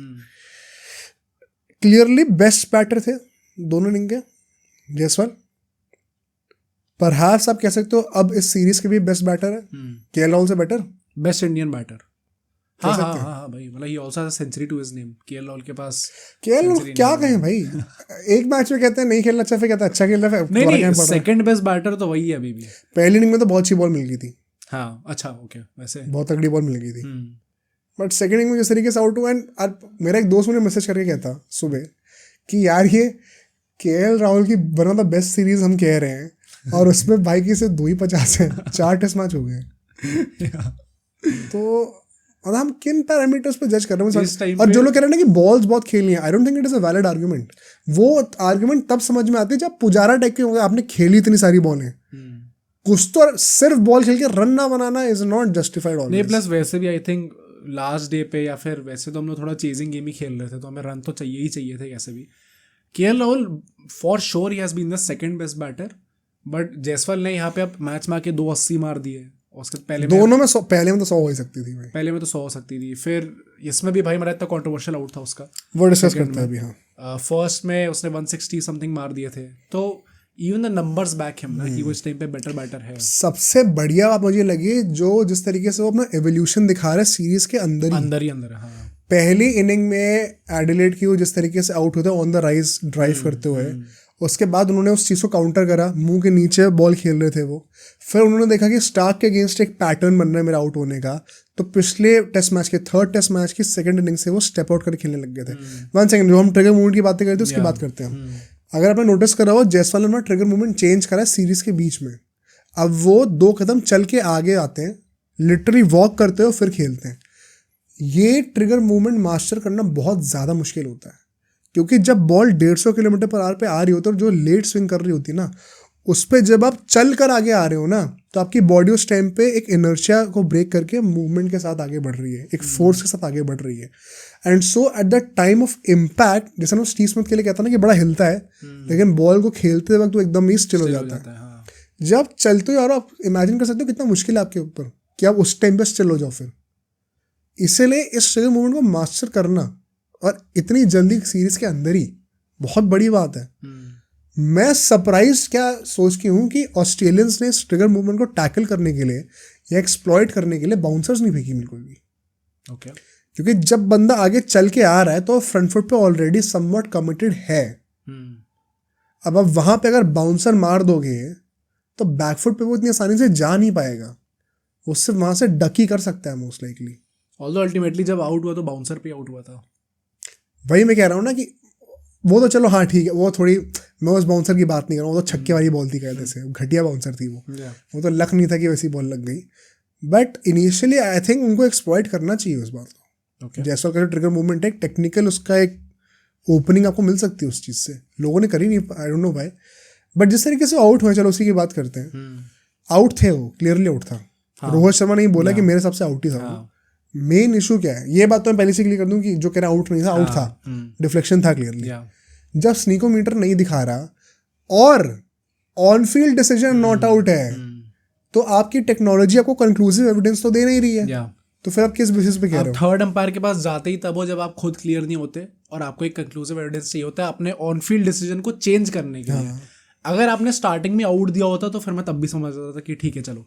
अगर आपने नॉट आउट दिया उसके बाद आप किस बेसिस पे उसको चेंज कर रहे हो? स्नीकोमीटर अगर आप पे, अगर वो सही से नहीं चल रहा था या जो भी रीजन था उनका, तो फिर दिखाया कि उस चीज को नहीं, मुझे प्रॉब्लम नहीं है कि उसने आउट दिया, अल्टीमेटली डिसीजन सही दिया, सही था। बट क्या ये फिर यूनिफॉर्म रहेगा? मेरा इशू वो है। मेरे हिसाब तो आउट नहीं देना चाहिए था भाई फिर। अगर आपको क्योंकि हमने ऐसी सिचुएशंस देखी हैं। केएल राहुल के साथ जो हुआ था वो भी ओवरटर्न करा था। हाँ, ओवरटर्न करा था जब आपके पास कंक्लूसिव एविडेंस नहीं था। जब ऑस्ट्रेलिया की बात आई तो आपने वो चीज नहीं करी थी। तो फिर केस बेसिस से आप इधर उधर कर रहे हो, फिर हम केस बेसिस पे ना कहें कि आपकी अंपायरिंग गंदी है पूरी सीरीज के अंदर। क्योंकि डिसीजन अल्टीमेटली सही है, कोई मना नहीं कर रहा, बट क्या वो सही डिसीजन यूनिफॉर्मिटी के साथ थ्रू आउट हमें देखने को मिल रहा है? वो नहीं देखने को मिल रहा। तो स्टैंडर्ड सेम होना चाहिए, कहने का मतलब ये है। स्नीकोमीटर काम क्यों नहीं कर रहा? 1 सेकंड, लोग ब्रॉडकास्टिंग की बहुत तारीफ करते हैं ऑस्ट्रेलिया की, क्या चल रहा है भाई? ये दूसरी इंस्टेंस हो चुकी है। पहले लाइट्स ऑफ हो जा रही थी। अच्छा हाँ, वो भी हुआ था। अब यहाँ पे आपके ब्रॉडकास्टिंग में जो स्नीकोमीटर है वो काम नहीं कर रहा है, वो भी इतने क्रूशियल मोमेंट। केएल राहुल वाले में एंगल नहीं दिखा पा रहे थे आप। ये सेम चीज इंडिया में हुई होती है, उसके बाद ये तुरंत रोना स्टार्ट करते हैं ऑस्ट्रेलिया। अरे ट्विटर पे हंगामा बन गया होता है। अरे इंडियंस ही रोना शुरू कर देते थे।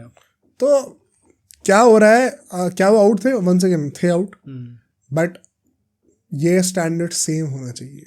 बात सिर्फ वही है। रोहित शर्मा ने भी बड़ी अच्छी तरीके से पुट करा कि मुझे लग तो रहा था आउट है एंड परहैप्स लगा है एज, इट्स जस्ट दैट ऐसे डिसीजंस के रॉन्ग साइड पे हम थोड़ा ज्यादा हंस के बोल रहे थे। वो बहुत ही सही चीज बोली, क्योंकि ऐसा हो रहा है। इट वाज गुड कि एक कैप्टन ने आके उस चीज को एक्सेप्ट करा कि वो आउट थे, वरना काफी लोग देखो अरे वो डिफ्लेक्शन तो क्लियर था भाई, कोई मना ही नहीं कर रहा उस चीज को। बट अगर टेक्नोलॉजी नहीं दिखा रही तो आपकी टेक्नोलॉजी में फ्लॉ है। तो फिर अब टेक्नोलॉजी को अगर आपने अग्रीमेंट बना रखी कि उसके अकॉर्डिंगली जाना, तो जाओ ना। फिर बीच में जो अंपायर आर्ग्यूमेंट दे रहा था आउट देने की, वो भी गलत थी। बेसिकली मैं बैटिंग कर रहा हूँ तो सामने से मुझे एक इमेज दिख रही है, एक मुझे साइड ऑन दिख रही है। उसने साइड ऑन इमेज देख के बोल दिया कि ग्लव के सामने से बॉल निकल रही है तो वो ग्लव को छू भी रही है, ऐसे करके बोल रहा था। वो बहुत ही घटिया लॉजिक था। वो तो वैसे दिखेगा भी नहीं ना उस एंगल से, तो नहीं दिखेगा ना, 2D है क्योंकि फोटो। वो तो सामने से देखने पे लगा था डिफ्लेक्शन है, तब जाके उसने आउट दे दिया ना। उससे पहले वो उस पर भी आउट देने को तैयार था, 2D मैच पे देखने को भी तैयार था वो। तो बहुत ही ज़्यादा इनकॉम्पिटेंट एंड बहुत ही अनफेयर था ये मेरे हिसाब से। तो ऑल्दो आई डोंट थिंक इसको एक्सक्यूज देना चाहिए। तभी रोहित शर्मा ने कुछ बोला भी नहीं। हालत जैसे पहले खराब हो चुकी थी। क्या जायसवाल टिकते तो हम जीत जाते शायद, मतलब सॉरी ड्रॉ कर देते शायद। कोई बड़ी बात नहीं कि हम फिर भी हार जाते, कोई बड़ी बात नहीं है। तो ये बहुत ही सोर लूजर वाली बात हो जाएगी अगर हम कहेंगे इसके वजह से हम लोग हार गए। तो वो तो कुछ नहीं है। बट जायसवाल फॉर श्योर भाई, मतलब find of this tone of the series once again. जो लोग कहते हैं सेना में रन नहीं आते अब तो। हाँ, प्लस मतलब जिस तरीके से उसका भी करियर पैन आउट हो रहा है धीरे धीरे, लोग सेम चीज शुभमन के लिए कहते हैं कि वो सेना में रन नहीं आते उसके। जायसवाल लगातार वो चीज प्रूव करता जा रहा है कि वो बाहर भी जाके अच्छा परफॉर्म कर सकता है। होपफुली जब वो इंग्लैंड वाली सीरीज आएगी वहां पे भी अच्छा परफॉर्म करेंगे। बिल्कुल। जो नेक्स्ट पॉइंट है, अब आते हैं गास्कर और ऋषभ पंत के ऊपर। बहुत ज्यादा मतलब तोड़ाई करी है भाई एकदम ही, एंड आई थिंक एकदम वैलिड था। सेम। आप ऋषभ पंत का हम कई बार कहते हैं कि वो एक्स फैक्टर है टेस्ट के अभी, एंड हमने खुद बहुत सपोर्ट करा है हमेशा। एंड उनका नेचुरल गेम ऐसा है, इसीलिए वो तोड़ भी देते हैं रिदम को। बट नेचुरल गेम एक एक्सक्यूज नहीं हो सकता सिचुएशनल अवेयरनेस ना रखने के लिए। सिचुएशनल अवेयरनेस पैरामाउंट प्रायोरिटी होनी चाहिए। उसके अकॉर्डिंगली आप अपने नेचुरल गेम को टेपर करते हो। कोई भी क्रिकेटर के पास ये हक नहीं है एक्सक्यूज देने का कि मैं अपना सिर्फ नेचुरल गेम ही खेलता ही ऐसे हूं मैं। फिर आप बहुत ही वन डायमेंशनल प्लेयर हो जाओगे। अगर आपको अपने नेचुरल गेम के अलावा सिचुएशन को रिस्पेक्ट करके विकेट पर टिकना नहीं आता, तो फिर आप एक प्रॉपर क्रिकेटर हो ही नहीं, आप एक बहुत ही वन डायमेंशनल बैटर हो, जो कि बहुत होंगे डोमेस्टिक में। तो आई थिंक गावस्कर को वन सेकंड जो लोग क्रिटिसाइज कर रहे हैं, एक मैं ट्वीट पढ़ा कि पंत की सारी इनिंग्स जो है, ये सही पंत की जो गैबा वाली इनिंग्स है वो गावस्कर की सारी इनिंग्स से बड़ी है। और फिर एक बंदा रिप्लाई करता कि भाई वो गैबा वाली इनिंग जिस सीरीज में मारी उस सीरीज का नाम लिख ले। तो बहुत ही ज्यादा, एंड ऑनेस्टली पता है one second lapse of concentration, Rishabh Pant ने वो शॉट मारा है deep fine leg deep third man दोनों खड़े थे। क्यों मारा था वो शॉट? गावस्कर का पूरा पॉइंट ही वही था, जब हमें फील्डर खड़े हैं तो आपको परसेंटेजेस शॉट खेलने होते हैं, आपको उन्होंने ये चीज कही थी। एंड उनका जो बेसिकली जो रिएक्शन था जिसमें वो 3 बार चिल्ला के स्टूपिड स्टूपिड उसको हर्षा बोले को रोक दिया था भाई बीच में। हाँ, चुप हो गया था हर्षा बोले कि भाई क्या हो गया एकदम से। बट उन्होंने जो बोला है वेरी ऑनेस्टली, अगेन अगर if you look at the intent behind it, तो उनका पूरा टाइम ये था कि आपने अपनी पूरी टीम को डुबा दिया। एंड में वो कहते हैं कि अब इनको जाना पड़ेगा ड्रेसिंग रूम में, इनको ऑस्ट्रेलिया के ड्रेसिंग रूम में जाना चाहिए। हंसी आ रही थी वो चीज़ देख के, but if you look at the intention behind it, तो उन्होंने एक्चुअली में एकदम सही चीज़ बोली है। जो सेकंड इनिंग्स में भी जैसे वो आउट हुए अल्टीमेटली, वही बात है, फिर से उन्होंने वही चीज़ करी भाई। आप आर्ग्यू कर सकते हो कि मैच को खुलवाया ऋषभ पंत का विकेट नहीं जब है। आपको पता है कि टीम की क्या सिचुएशन है तो फिर आप थोड़ा कंट्रोल कर लो ना अपनी। उससे पहले पूरा सेशन सर्वाइव करा विकेटलेस, राइट। जो आपकी नेचुरल अर्ज है आप उसको कम, मतलब फिर तो हम विराट कोहली को भी एग्जैक्टली वो सेम आर्ग्यूमेंट, मैं वो खेलता ही ऐसे हूँ, फिर उसको भी ये बोला जाए। तो ऋषभ पंत जहाँ पे जो गड़बड़ी कर रहे हैं उनको कॉल आउट करना, अगर सुनील गावस्कर कर रहे हैं तो आई डोंट थिंक किसी को कुछ प्रॉब्लम होनी चाहिए। एंड प्लस अगर सही क्रिटिसिज्म है, प्लस भाई मतलब स्पेसिफिकली टेस्ट क्रिकेट में तो अगर आप जब भी कुछ क्रिटिसाइज करते हो और सुनील गावस्कर ने कुछ कहा होता है तो भाई might as well check his record पहले, उसके बाद जाके ऐसी चीज़ें बोला करो कि नहीं उनकी तो सारे करियर से बेटर इनिंग्स गावा की वाली है। क्रिकेट की हिस्ट्री के पहले बैटर जिन्होंने 10,000 रन मारे थे, अभी विराट कोहली भी 10,000 रन नहीं मार पाए हैं, तो अभी वो बहुत मुझे याद है हमने पे हैं। इस सीरीज से पहले एक पॉडकास्ट में आया था जिसमें हम थोड़ा सा क्रिटिसाइज करते विराट कोहली को, तो एक उनके कोई फैन थे, उन्होंने कमेंट किया था कि बेटा 10,000, सचिन और विराट की बात हुई थी एक पॉडकास्ट में, तो कमेंट किया था कि बेटे साल के अंदर 10,000 रन भी हो जाएंगे। ओ भाई नहीं हुए सैडली, अभी तो 800-900 रन और बचे हैं। 800-900 बचे हुए, 9,200 समथिंग थे उनके जब उन्होंने स्टार्ट करा था, 30-35 और बनाए उनने। हाँ तो 700 समथिंग तो अभी बचे रन। अब तो नहीं हो पाएंगे भाई, तो अगर रिटायर हो गए तो मतलब शायद 10,000 से भाई, हाँ शायद 10,000 से पहले नहीं हो पाएंगे। बट फेयर भाई, आई थिंक जो भी ऋषभ पंत का जो क्रिटिसिज्म था वो एकदम फेयर था। एंड एक और स्टेटमेंट था जो पिछले 1-2 मैच पहले बोला था, I think pink ball test में बोला था, उसको हम डिस्कस नहीं कर पाए थे।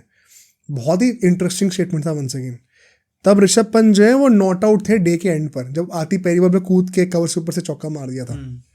तब गावस्कर से पूछा गया तो उन्होंने कहा था बढ़िया शॉट है, but I would love to see कि ये लोग ऐसे शॉट तब मार पाते जब IPL नहीं होता और सिर्फ इंडियन क्रिकेट टीम से पैसे कमाते थोड़े सा। बहुत ही नुआंस्ड कमेंट है, बहुत मिस इंटरप्रेट करा गया। एक बार ध्यान से सुनना उन्होंने क्या बोला है।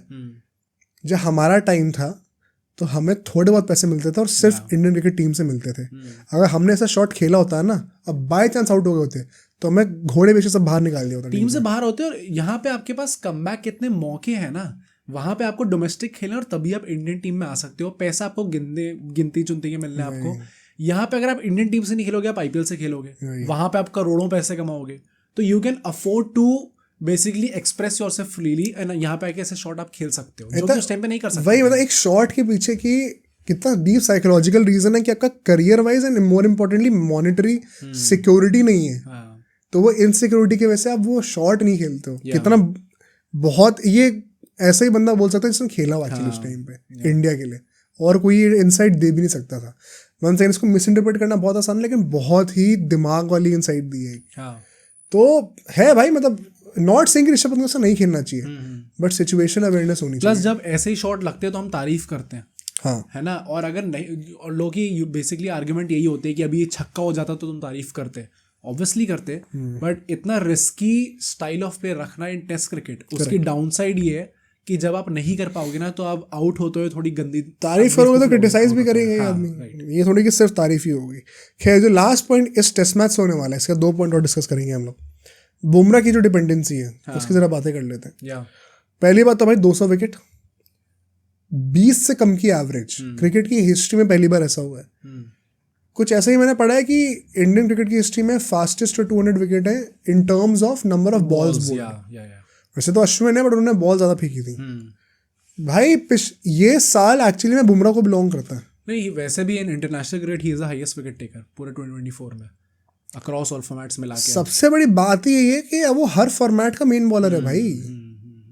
T20 वर्ल्ड कप का सबसे थ्रेटनिंग बॉलर बुमराह था, बीजीटी का भी सबसे थ्रेटनिंग बॉलर बुमराह है। कितने लोग के नाम कह सकते हैं जो हम लोग विराट कोहली के लिए 2016 2019 कहते थे, हर फॉर्मेट में मेन प्लेयर मेन प्लेयर वही है, या इस टाइम पे बुमराह का डिट्टो वो सेम चीज है। कुछ भी फॉर्मेट खिला लो, कोई भी सिचुएशन हो, बुमराह बेस्ट प्लेयर है वहाँ पे। कोई आस पास भी नहीं आता in terms of being the biggest match winner right now. हाँ डेफिनेटली मेरे ख्याल से सबसे बड़ा प्लेयर इस वक्त इंडिया का बुमराह ही है इस सीरीज में। Correct me if I am wrong, कोई कमेंट्स में कर सकता है। रोहित शर्मा के 31 रन्स हैं और बुमराह के 30 विकेट है। 29 या 30 कुछ ऐसी है ना। ये मैं चीज़ मेंशन करने वाला था, बहुत रेयर हमें देखने को मिलता है कि 30 से ऊपर विकेट लिए जाए एक सीरीज में, और ज़्यादा रेयर होता है कि कोई पेसर ले ले इंडिया में। जो वो था ना कि विराट कोहली की जो 2014 वाली बीजेटी गई थी, दिस इज बुमराह's बीजेटी। हाँ 100%। जिस टाइप का उन्होंने डोमिनेशन दिखाया है इसके अंदर, मतलब जो उनके बाद नेक्स्ट जिसने सबसे ज्यादा विकेट लिए वो शायद 11-12 पीछे विकेट से पीछे, तो वो शायद पैट कमिंस ही है। तो बुमराह एक बहुत ज्यादा बड़े मार्जिन से लीड कर रहे हैं इस विकेट टेकर वाली लिस्ट को। मतलब ये 30 विकेट्स वाला एक ब्रीच करने वाला होता है ना। मुझे रिसेंट टाइम्स में 2 याद आ रहे हैं अभी on the top of my head. एक तो अश्विन ऑफ कोर्स बहुत बार कर चुके हैं, एक हरभजन सिंह ने करा था जो 2001 वाला जो वो हम लोग सीरीज जीते थे ऑस्ट्रेलिया से। उसने तो भाई 3 मैच में 32 विकेट लिए थे। अच्छा, 3 टेस्ट मैच में 30-32 विकेट ले लिए थे। वो तो रैम्पेज था वो सीरीज। बट पेसर में इंडियन पेसर कोई अगर डिग अप कर सकता है स्टैट्स जरूर बताना कि कोई टेस्ट सीरीज में किसी इंडियन प्लेयर ने 30 विकेट से ज्यादा लिए। प्लस आई थिंक यहाँ पे ना मेन पॉइंट ये कि जिस कंडीशन में वो ले रहे हैं, इंडिया की जो बाकी पेस लाइनअप है वो उस अच्छे तरीके से सपोर्ट नहीं कर पा रही इस टाइम पे बुमराह को। तो जिस प्रॉब्ली दैट इज उनको विकेट्स भी ज्यादा मिलने की अपॉर्चुनिटी मिल रही है क्योंकि बाकी लोग विकेट्स ही नहीं ले पा रहे हैं। एट द सेम टाइम जो प्रेशर लग रहा है उसके पीछे, जो प्रेशर लग रहा है उसके पीछे, सिंगल हैंडेडली उन्होंने इंडिया को यहाँ पे अभी तक 2-1 रखा हुआ है। वरना अभी तो इंडिया बहुत पीछे होती है। पहले ये जो पर्थ वाला था उसमें भी बुमराह ने ही सेटअप करके दिया था जब इंडिया 100 रन पे ऑल आउट हो गई थी। ऑल्दो अगर हम लोग ये बात करें कि बुमराह को सपोर्ट मिल रहा है कि नहीं, इस मैच में सिराज क्लियरली बेटर थे। सिराज बेटर थे और आकाशदीप वाज वेरी अनफॉर्चुनेट कि उन्हें विकेट नहीं मिल पाया। अनफॉर्चुनेट भी थे, बट वंस अगेन ये चीज सुनील गावस्कर ने पॉइंट आउट करी थी डे 2 पे जब स्मिथ और पैट कमिंस बैटिंग कर रहे थे एंड आकाशदीप से जब बॉलिंग करने के लिए आए थे, he was not that good. Okay. और टेस्ट मैच के एंड आते आते सारे एक्सपर्ट्स ने ये कहा है कि आकाशदीप में वो फायर नहीं दिख रही कि वो पूरा टेस्ट मैच लगातार पुल ऑफ कर पाए। शायद हर्षित राणा को खिलाना चाहिए क्योंकि बाद में आता था आकाशदीप की पेस भी कम हो गई थी। इन टर्म्स ऑफ फिटनेस अभी उस लेवल पे परहैप्स मतलब बॉडी सर्वाइव नहीं कर पाई थी। पेस बहुत कम हो गई थी एंड आते आते। तो वो इशू क्लियरली है। डेफिनेटली बहुत अनलकी रहे हैं आकाशदीप, बट जैसे सिराज का सेकंड इनिंग्स में तो और बेटर हो गया था। हाँ, इंटेंसिटी और बेटर हो गई थी। तो वो आकाशदीप के साथ नहीं हो रहा। सिराज की इंटेंसिटी बेटर क्यों है? आई थिंक वन साइड से कप्तानी का बहुत बड़ा हाथ है। जब उनको ओपनिंग बॉलिंग नहीं दी गई ना तो वो आग लगी उसके अंदर। प्लस ये भी चीज़ बोली थी इरफान पठान, ये चीज़ कह रहे थे कि तरीके होते हैं बॉलर्स को मोटिवेशन प्रोवाइड करने के। अगर एक नई बॉल से बॉल डालने वाले खिलाड़ी को आप कह दो कि आप नई बॉल से नहीं डालोगे तो एक वो थोड़ा सा हर्ट होगा है। और ऐसे छोटी छोटी चीजें चुबा के वो बॉलर अपना बेस्ट निकाल के ला सकता है। हुआ ना फिर वो सिराज ने कितने क्रूशियल विकेट्स निकाल के दिए, लाबुशेन को भी आउट करा, ख्वाजा को भी करा था। तो एक टाइम पे बुमराह से ज्यादा विकेट लेके चल रहे थे, फिर बुमराह ने कमबैक कर दिया। तो सिराज डेफिनेटली अच्छा कमबैक करा सेकंड इनिंग्स में। बट वही बात है कि एंड आते आते बात फिर से वही थी कि जब आपको ब्रेक थ्रू चाहिए होता है ना एक, तब आपको फिर बुमराह की जरूरत पड़ रही है। वो सोल्यूशन उसका नहीं निकल के आ पा रहा, वो कोई और सपोर्ट नहीं कर पा रहा। वो कैसे होगा? शायद एक और पेसर ऐड करके। अब तो लास्ट टेस्ट मैच है, अभी डिस्कस करते हैं उसको। बट ओवरऑल मतलब शायद ये बुमराह के करियर की अभी से मैं कह रहा हूँ हो सकता है बेस्ट सीरीज होगी। इसको टॉप करना बहुत डिफिकल्ट है। पर वही है भाई, मतलब ठीक चल रहा है अभी। हाँ, ओवरऑल इस मैच की बात करें तो भाई it is highly disappointing. The least I expected was कि आप ड्रॉ कर दोगे इस चीज को। मुझे लगा था 72 से 72 भी हो जाए ना तो हम शायद ड्रॉ कर जाएंगे, वरना जीतने के चांस होंगे। करेक्ट। वहां से आप हारे हो जिस तरीके से, और जिस तरीके से आपने कोलैप्स करवाया अपना, मतलब वहां पे जिस विकेट पे लायन और बोलैंड आके 50 की पार्टनरशिप खेल रहे हैं, वहां पे हमारे स्टार्टिंग के 3 बैट्समैन मिलके इतने नहीं कर पा रहे थे। ये रोहित शर्मा, विराट कोहली, केएल राहुल सब जल्दी जल्दी निकल गए। तो कोई एक्सक्यूज ही नहीं है। इतना गंदा फॉर्म तो जनरली मैंने अपने मतलब भाई सोचा ही नहीं होगा कि कभी इतना गंदा फॉर्म भी हो सकता है इनका। नहीं ओवरऑल मतलब हम लोग टेस्ट मैच हार गए हैं, तो वही है भाई। मतलब ये टेस्ट मैच दिन के स्टार्ट 5th डे के स्टार्टिंग पे ये थॉट्स थे कि जीत सकते हैं, हाँ। फिर था कि ड्रॉ कर देंगे एंड ड्रॉ हो गया है, एंड आता था हम हार गए हैं। तो वो डाउनफॉल एक दिन में हमें दिख गया पूरी टीम का। एंड आप कितना भी कह लो बुमराह को सपोर्ट नहीं मिल रहा, ये नहीं कर रहा, वो नहीं कर रहा, मेन इशू हमारी बैटिंग है, बॉलिंग इशू नहीं है। मेन इशू हमारा बैटिंग में ही है। चलो बुमराह को सपोर्ट नहीं भी मिल रहा तो वो कॉम्पनसेट तो कर ही रहना सबके लिए। बैटर्स कौन क्या कर रहा है, हर मैच में नीतीश कुमार रेड्डी तो 100 नहीं मारेगा। बेयर मिनिमम नहीं कर पा रहे यार, बेयर मिनिमम नहीं कर पा रहे आप। सिराज ने चलो कितना भी बेकार करा, आई थिंक 15-16 विकेट उसने भी ले लिए। Third highest wicket taker series का सिराज ही है ना। तो मतलब पहला तो चलो इनकम्पेरेबल ही है बुमराह, बाद में सारे बॉलर में सेकंड हाईएस्ट तो वही है अभी। तो इतना बुरा भी नहीं जा रहा। क्या इंडियन बैटर्स के लिए हम ये कह सकते हैं? मेन इशू वहीं पे आ रहा है। अब केएल राहुल चल रहे थे, अब वो नहीं चले इस मैच में, वो कंसिस्टेंसी किसी से दिख ही नहीं रही है थोड़ी बहुत। तो पता नहीं भाई, बहुत मुश्किल होने वाला है। अब अगर हम लोग WTC क्वालिफिकेशन सिनेरियो की बातें करें, जो हमारा सेकंड लास्ट डिस्कशन पॉइंट होने वाला है, सबसे पहले तो साउथ अफ्रीका क्वालिफाई कर चुकी है। ज़रा सी उसकी बातें कर लेते हैं, बिकॉज आई थिंक एक बहुत ही बड़ा टर्न अराउंड हुआ है।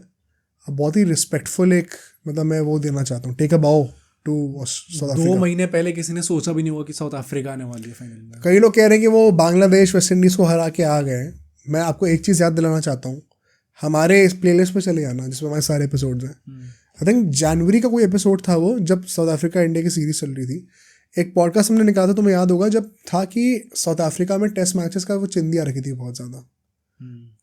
साउथ अफ्रीका की इंडिया से भी सिर्फ 2 ही टेस्ट मैच हुए थे, क्योंकि फिर SA20 खेलना था। अच्छा, हाँ, रखना नहीं चाह रहे थे वो टेस्ट मैचेस। एंड बोर्ड में लोगों ने कहा था साउथ अफ्रीका के, एंड ग्राहम स्मिथ ने कहा था फिर कि ये जो आप लोग क्रिटिसाइज कर रहे हो हमें, टेस्ट क्रिकेट खेलना एक लग्जरी है जिसको हम अभी अफोर्ड नहीं कर सकते। बहुत ही एक डार्क रियलिटी वाली स्टेटमेंट थी ये, कि यार टेस्ट क्रिकेट क्यों नहीं खेल रहे हो, प्रिजर्व नहीं कर रहे हो। भाई प्रिजर्व करने के लिए भी आपको उस पोजीशन पे होना चाहिए, क्योंकि पैसे तो मिल नहीं रहे इससे। बिग 3 बोर्ड्स के अलावा इंग्लैंड, इंडिया और ऑस्ट्रेलिया, इसके अलावा मोस्ट प्रोबेबली आगे जाके सबकी सिचुएशन यही होने वाली है। साउथ अफ्रीका ने एक बहुत ही हार्ड रियलिटी में प्रेजेंट करी थी कि भाई टेस्ट क्रिकेट खेलने के लिए भी हमें सरवाइव करना आना चाहिए, उसके लिए पैसे नहीं है। तो टेस्ट क्रिकेट खेल के हम पैसे डुबा रहे हैं अपना। तो वो एक लग्जरी है जो हम अफोर्ड नहीं कर सकते टेस्ट क्रिकेट खेलना। आप कह रहे हो कि डाइंग स्पोर्ट है, क्यों नहीं खेल रहे, हम खुद मर जाएंगे, हमारा बोर्ड मर जाएगा, तो मजबूरी है हमारी। वहाँ से टू द पॉइंट कि आप दिसंबर आते आते इसी साल में आप WTC फाइनल में क्वालिफाई कर गए। ये एक बहुत बड़ी सक्सेस स्टोरी है, चाहे किसी को भी हरा के पहुंचे हो। आई थिंक इसके लिए बहुत तारीफ करना बनता है। डेफिनेटली। आई थिंक वही है कि अभी 2024 का कुछ भी कह लो, it has been a special year for them. पहले उन्होंने अब T20 वर्ल्ड कप फाइनल में आए, ऑब्वियसली हार गए उसके बाद, बट WTC फाइनल में आ चुके हैं, जो कि भी अब लोग मोस्टली यही कहेंगे कि यार वो भी बॉटल कर देंगे साउथ अफ्रीकन्स। बट एटलीस्ट आप फाइनल तक आए हो, and there is a good chance कि आप कुछ कर जीत सकते हो भाई। वैसे अगर ऑस्ट्रेलिया होती है, इंग्लैंड में होगा, लॉर्ड्स में होगा, कुछ भी हो सकता है। और अगर श्रीलंका होती है अगर बाय चांस, तो भाई तो बहुत अच्छा चांस है। हाँ, बहुत फेवरेट साउथ अफ्रीका है फिर एक्चुअली। तो मतलब firstly congratulations to South Africa. Pakistan से क्या एक्सपेक्ट करें भाई। हाँ। एक चीज एक्सपेक्ट की थी, वो भी नहीं करा। 150 समथिंग चाहिए था और लोग कह रहे थे आज सब पाकिस्तान को सपोर्ट करो, और इंडियंस आए कह रहे थे कि नहीं करना भाई, हमें पता ही नहीं होना हमसे। बट जो इंडिया का क्वालिफिकेशन सिनेरियो रह गया है, अब लास्ट मैच है, अगर ड्रॉ करा या हारे तो हम बाहर हैं। बहुत सिंपल हो गया। मैच हमें जीतना ही पड़ेगा। अगर हम जीते उसके बाद भी हम क्वालिफाई नहीं करेंगे, उसके बाद श्रीलंका को अपनी सीरीज ऑस्ट्रेलिया के अगेंस्ट जीतनी पड़ेगी। अब चाहे वो 1-0 जीते चाहे वो 2-0 जीते, उससे फर्क नहीं पड़ता, बट सीरीज जीतनी पड़ेगी। ये मेन बात है। क्या ये पॉसिबल है? मुझे लगता है श्रीलंका पे डिपेंड ही मत करो। हमारा अगर टेस्ट मैच ही जीतना नहीं हो पाएगा, क्योंकि जो रिपोर्ट्स आ रही हैं, बारिश की रिपोर्ट्स हैं, एंड सिडनी में पाटा विकेट होती है मोस्टली, रिजल्ट आता नहीं है। तो मोस्ट लाइकली हम लोग को देखने को मिलेगा कि नहीं हम लोग जीत पाएंगे आखिरी मैच ही। मोस्ट लाइकली ड्रॉ ही हो जाएगा एंड 2-1 सीरीज खत्म हो जाएगी। अगर हम जीते एंड 2-2 ड्रॉ कर दिया तो फिर हम श्रीलंका की सोचेंगे। हाँ। बट अभी मेन इशू श्रीलंका की सीरीज का रिजल्ट है ही नहीं। मेन इशू है कि हम खुद ही नहीं जीत पाएंगे शायद। वन सेकेंड, हारेंगे भी नहीं, मोस्ट लाइकली ड्रॉ हो जाएगा मैच। तो क्वालिफिकेशन जहां तक उसकी बातें हैं, अब मेरे ख्याल से मोरलेस खत्म हो चुका है। ये मैच जीत जाते अगर आज, या ड्रॉ भी कर देते तो बात अलग होती थोड़ी सी। बट अब तो थोड़ा सा मतलब आप मान के चलो, मुझे तो ड्रॉ का भी मुश्किल लग रहा है भाई, जिस तरीके से हम लोग खेल रहे हैं हम पहले ही निपट जाएंगे। कोई बड़ी बात नहीं कि बारिश हो रही हो, मॉइस्चर हो हवा में, 2-3 निकल भाई गए ऊपर से। हमसे पाटा विकेट पे खिला लो, हम उस पर भी निकल जाएंगे, हम वहां भी रन नहीं बना सकते, इतनी गंदी हालत हो रखी है हमारी। आई थिंक हमने एटलीस्ट, अब तो चलो सीरीज जीत नहीं सकते बट रिटेन भी कर लिया, अगर ड्रॉ भी कर लिया। WTC छोड़ो, अगर बस BGT रिटेन करने का सोच लो। वही बात है, मतलब अब वैसे मैं आपको थोड़ा सा यहाँ पे जितना नेक्स्ट 7 भी चल लेते हैं सीधा, ज़्यादा कुछ बात करने की जरूरत नहीं है। जो थोड़ा सा प्रीव्यू कर रहे हैं हम लोग टेस्ट मैच के लिए, 5वें टेस्ट के लिए सिडनी में होने वाला है। बारिश फोरकास्टेड है, पाटा विकेट होने वाली है। अब होपफुली बारिश ना हो भाई, फोरकास्ट हमेशा सही तो होता नहीं है। बट मेन बात यहाँ पे क्या है, 18-19 का जो सीजन था, 2018-19 वाला जो था, उसके बाद से यहाँ पे 6 टेस्ट मैच हुए हैं, 4 ड्रॉ हुए हैं। अच्छा, ओके। ऑस्ट्रेलिया खुद भी सिर्फ 2 ही जीती है, 4 ड्रॉ ही हुए हैं। एवरेज फर्स्ट इनिंग्स का टोटल यहाँ पे 436 का है, तो बहुत ही पाटा विकेट होती है। बॉलिंग एवरेज यहाँ पे 38.9 की है। ओके। तो मतलब बहुत ही बैटिंग फ्रेंडली होने वाली है ये पिच। हाईएस्ट विकेट टेकर 18-19 से यहाँ पे नेथन लायन रहे हैं, तो स्पिनर्स का रोल होगा यहाँ पे। 436 एवरेज को पहली इनिंग का है, अगर इंडिया पहले बैटिंग करेगी तो शायद कम हो जाएगा। बट आप समझ जाओ कि पिच का क्या नेचर होता है यहाँ पे। यूजुअली सिडनी में जब भी इंडिया आती है ड्रॉ निकाल सकती है। मेलबर्न में भी होता था, 12 साल से नहीं हारे थे। वो है ना, 12 साल के बाद हार गए तो कह रहे एक बार तो अलाउड है, 2 बार तो चलता है, 2 बार तो चलता है। तो प्रीव्यू में मेन बात यही है कि कंडीशंस पॉइंट सर्व करेंगे, ड्रॉ होगा मोस्ट लाइकली। इस चीज को मद्देनजर रखते हुए हमें लाइनअप क्या रखनी चाहिए, इसको डिस्कस कर लेते हैं एक बार। क्या हमें गिल वापस आते हुए दिख सकता है? रोहित शर्मा विराट कोहली की बातें अलग से करेंगे, पहले ये कर लेते हैं। आई थिंक सिनोनिमस है, गिल आएगा तो कोई बाहर जाएगा, उनमें से ही जाएगा। कुमार रेड्डी बाहर हो नहीं सकता, सेंचुरी मार चुका है। वॉशिंगटन स्पिन अगर काम करने वाली है तो आप वॉशिंगटन सुंदर जडेजा दोनों को खिलाओगे, बैटिंग भी आपको नीचे तक चाहिए, और कोई प्लेयर बचा ही नहीं जिसको आप निकाल सकते हो। ऋषभ पंत आप खिलाओगे, KL राहुल आप खिलाओगे, जायसवाल आप खिलाओगे, 2 ही खिलाड़ी बचते हैं जो निकल सकते हैं। तो अगर वो नहीं निकल रहे तो फिर तो गिल नहीं खेलेगा, नहीं खेलेगा। और क्या चेंज हो सकता है?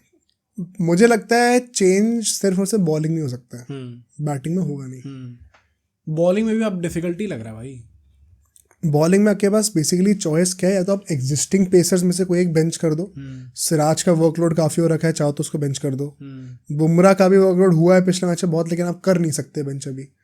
तो या तो सिराज बेंच होके हर्षित राणा आएंगे, या फिर आप एक स्पिनर को कम करके हर्षित राणा को ले आओगे, ताकि आप बुमराह को खिला भी लो, सिराज को खिला भी लो, लेकिन उनका वर्कलोड मैनेज भी कर लोगे। तो 4 पेसर प्रॉपर हो जाएंगे बेसिकली, प्लस नीतीश रेड्डी।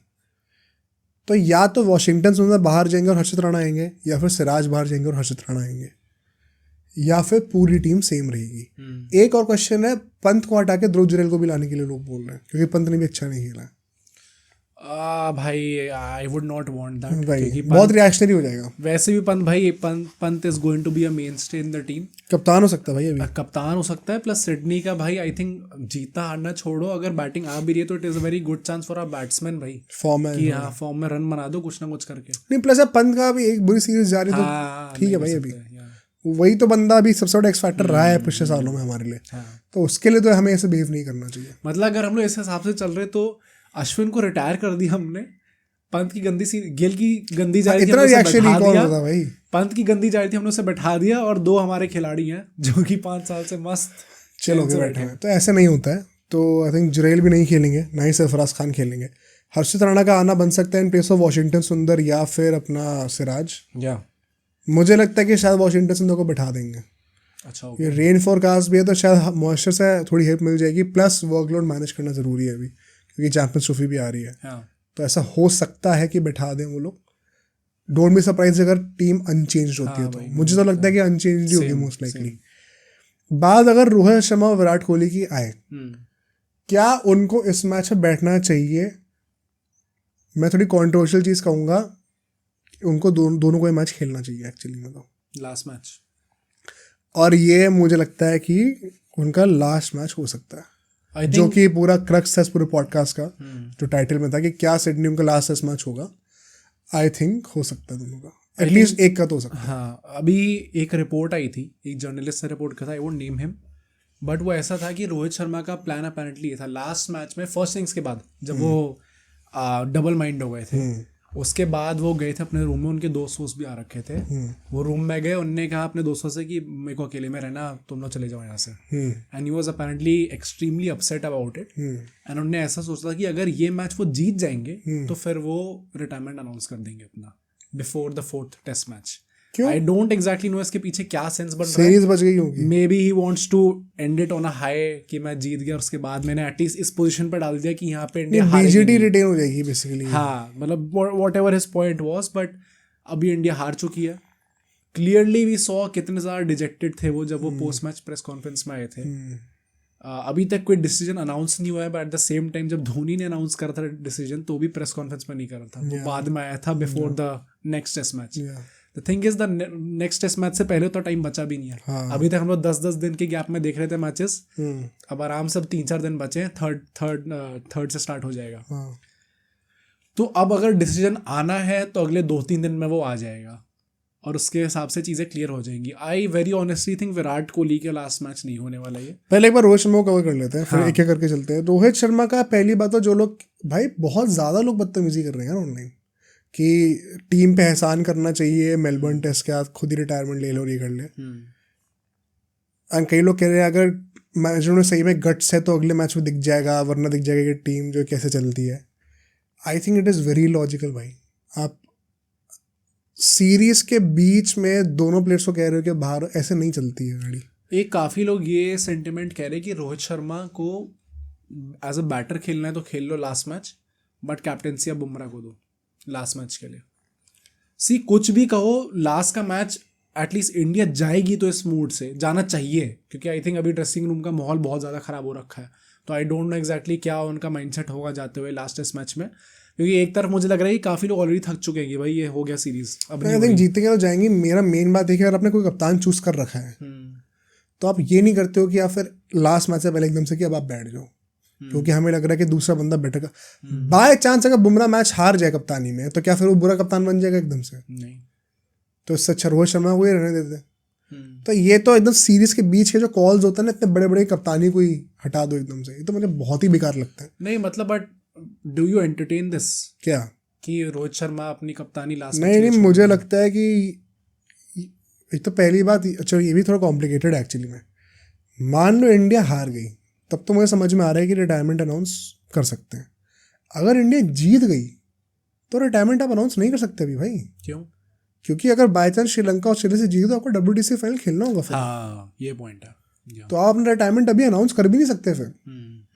अगर इंडिया जीत गई और रोहित शर्मा ने रिटायरमेंट अनाउंस कर दिया अभी और WTC फाइनल नहीं खेला तो वो भी थोड़ा अनफेयर है भाई। मतलब पूरे साल आपने कप्तानी भी करी, आपने रन भी बनाया, अल्टीमेटली आपने सीरीज ड्रॉ तो करी दी। मतलब सी आई थिंक जो कप्तानी वाला पॉइंट है कि लोग कह रहे हैं आप एज अ बैटर खेल लो पर बुमराह को कैप्टन बना दो। See very honestly on any other day I would have been against it, but WTC final हाथ में है भाई इस टाइम पे। What do you think, Bumrah as a captain match ज़्यादा जिताने की कैपेबिलिटी रखता है या फिर रोहित शर्मा? भाई Bumrah as a captain match जिताने की कैपेबिलिटी रखता है। हम लोग एक मैच के बेसिस पे पूरी PR बना रखी है। हाँ। इतना ही था तो 21 के बाद जब इंग्लैंड में सीरीज हुई थी, जब 5वां टेस्ट मैच हुआ था, वो भी जीत जाते फिर। बुमराह तो कप्तान थे 5वें टेस्ट मैच। ये चीज़ रहेगी एक मैच में जीत गए, एंड क्योंकि रोहित शर्मा के अराउंड दोनों चीजें यिन एंड यांग है वो। अगर रोहित शर्मा की जगह कोई और कप्तान होता जो कि अच्छी कप्तानी कर रहा होता एंड बुमराह वो कप्तानी में अपना मैच जीत गए होते तो इतना चर्चे नहीं होते। एक बंदा भी डाउन है और एक बंदा बहुत ऊपर हो गया एक मैच के बाद, तो वो कॉन्ट्रास्ट लोग मीडिया में दिखा रहे हैं। सी डिफरेंस तो दिख रहा था दोनों ही कप्तानी 100% दिख रहा था। एंड सेकेंडली मेरा पॉइंट ये है कि why understand this point of view, क्योंकि यार Rohit Sharma it is not just about his captaincy. इस टाइम पे वो इतना डिजेक्टेड है कि I am not even sure कि वो उतने ज्यादा एफर्ट डाल सकते हैं कि वो लास्ट टेस्ट मैच में। कोई भी ऐसा लेजेंड एक लास्ट मैच को डिजर्व करता है। हर चीज भूल जाओ, एज अ कैप्टन और एज अ प्लेयर। वो खेलेगा तो एज अ कैप्टन ही खेलेगा। एज अ प्लेयर खेलने से अच्छा रिटायरमेंट ही अनाउंस करते हैं। क्यों? नहीं, क्योंकि जगह नहीं बनती एज अ प्लेयर, ठीक है, फैक्ट है। फिर गिल को क्यों नहीं खिलाएगा आदमी?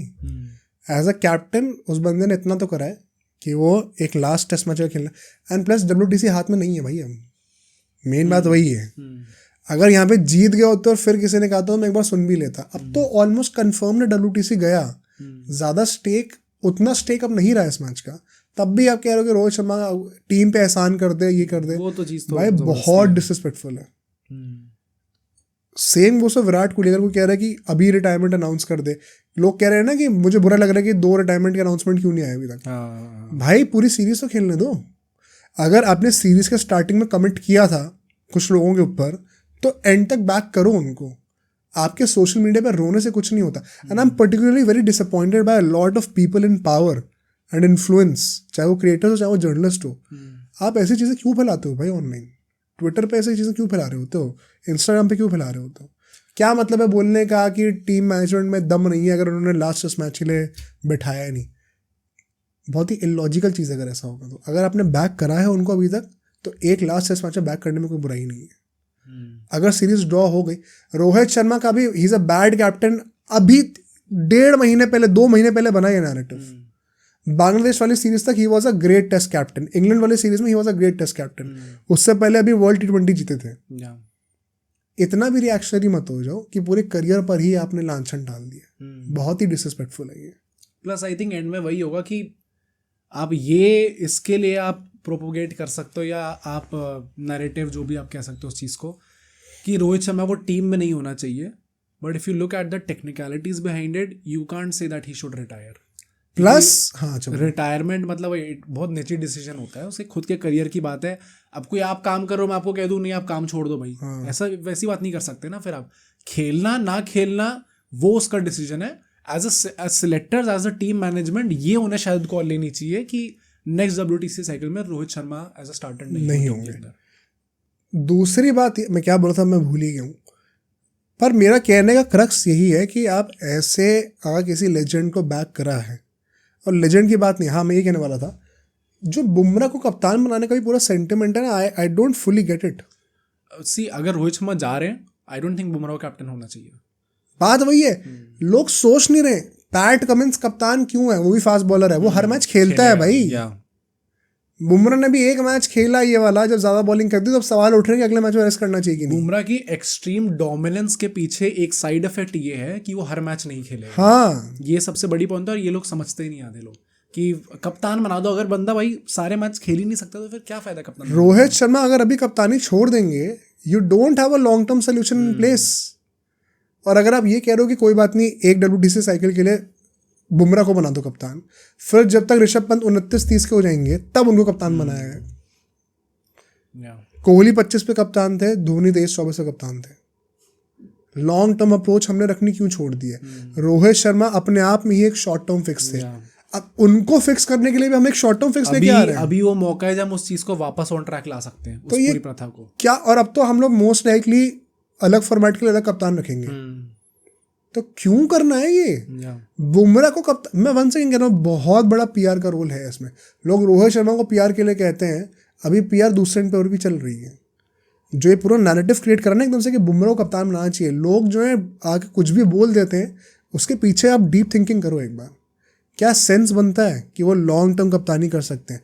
क्या अगर हम लोग बुमराह को as a test captain commit कर रहे हैं, क्या वो हमें सारे टेस्ट मैचेस खेल कर देंगे? और अगर वो सारे टेस्ट मैचेस खेल कर देंगे तो बीच में जो T20s और ODIs आने वाले हैं, क्या उससे वो बिल्कुल ही हटने वाले हैं? क्या वो सही भी है टीम के लिए? तो क्या इन चीज़ों का जवाब आप सोचते नहीं हो बोलने से पहले online? I think it is very disappointing. Bumrah for sure आप 1-2 सीरीज के लिए कप्तान रखना चाहते हो तो रख लो, बट ये कहना कि अब वो ही नेक्स्ट कप्तान होंगे, भाई कितना भी अच्छा कप्तान हो, अगर वो कप्तान खेल ही नहीं सकता ना, तो ऐसे कैप्टन को रखने का पॉइंट नहीं है। What about Kohli? अब देखो, कोहली का भी 2 पहलू हैं। रोहित शर्मा का तो आई थिंक वही कि आ रहा टाइम, अनफॉर्चुनेटली। अगर WTC नहीं है then the next match is his last test match. Logically अगर रोहित शर्मा का टाइम आ रहा है, विराट कोहली का भी टाइम आ जाना चाहिए। पिछले 5 सालों में रोहित शर्मा विराट कोहली से 5 गुना बेटर टेस्ट प्लेयर रहे हैं। तो विराट कोहली के हक से बोल सकते हैं कि उनको खेलना चाहिए। फ्लिप साइड ये है कि आप दोनों लेजेंड्स को एक साथ ही हटा दोगे तो पूरी बैटिंग लाइनअप ही बच्चों की हो जाएगी। वो भी नहीं होना चाहिए, क्योंकि फिर वो केएल राहुल ही एक है मैच्योर प्लेयर, बट वो खुद भी अभी करियर पे मैच्योर नहीं हुए अपने अनफॉर्चुनेटली। तो दोनों लेजेंड्स का एक साथ ही चले जाना भी ठीक नहीं है। सारे मतलब अगर हमने इनको निकाल दिया तो फिर ऊपर से बैटिंग ऑर्डर तो हमारा पूरा ही नहीं होगा। ऊपर जायसवाल, शुभमन गिल, केएल राहुल भी मतलब चलो उतने ज्यादा नहीं है इस टाइम पे, और इंग्लैंड टूर आ रहा है अभी, कोई भी एक्सपीरियंस प्लेयर नहीं है। नीतीश कुमार रेड्डी, सभी सारे ही बच्चे खेलने वाले हैं। जडेजा, चलो जडेजा एक सीनियर प्लेयर है, वॉशिंगटन सुंदर वो भी बच्चे हैं इस टाइम पे। एक बैट्समैन प्रॉब्ली ऐसा होना चाहिए जो कि हो। बट इसका भी फ्लिप साइड है, एक अलग अलग पर्सपेक्टिव देते हैं ऑडियंस को।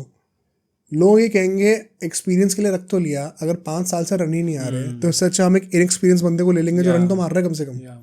क्या करूंगा एक्सपीरियंस अगर रन ही नहीं आ रहे तो। प्लस वैसे भी अगर कोई उतने रन नहीं भी मार पा रहा बट अगर कोई प्रॉमिस दिखा रहा है तो ज़्यादा सेंस वही बनेगा, क्योंकि चलो एग्जैक्टली उतना रन नहीं आए बट अगले 10 साल वो आपको दे सकता है। विराट कोहली नहीं दे सकता 2-3 साल के बाद। और तो किस मुंह से हम कहते हैं कि विराट कोहली को भी कंटिन्यू करना चाहिए।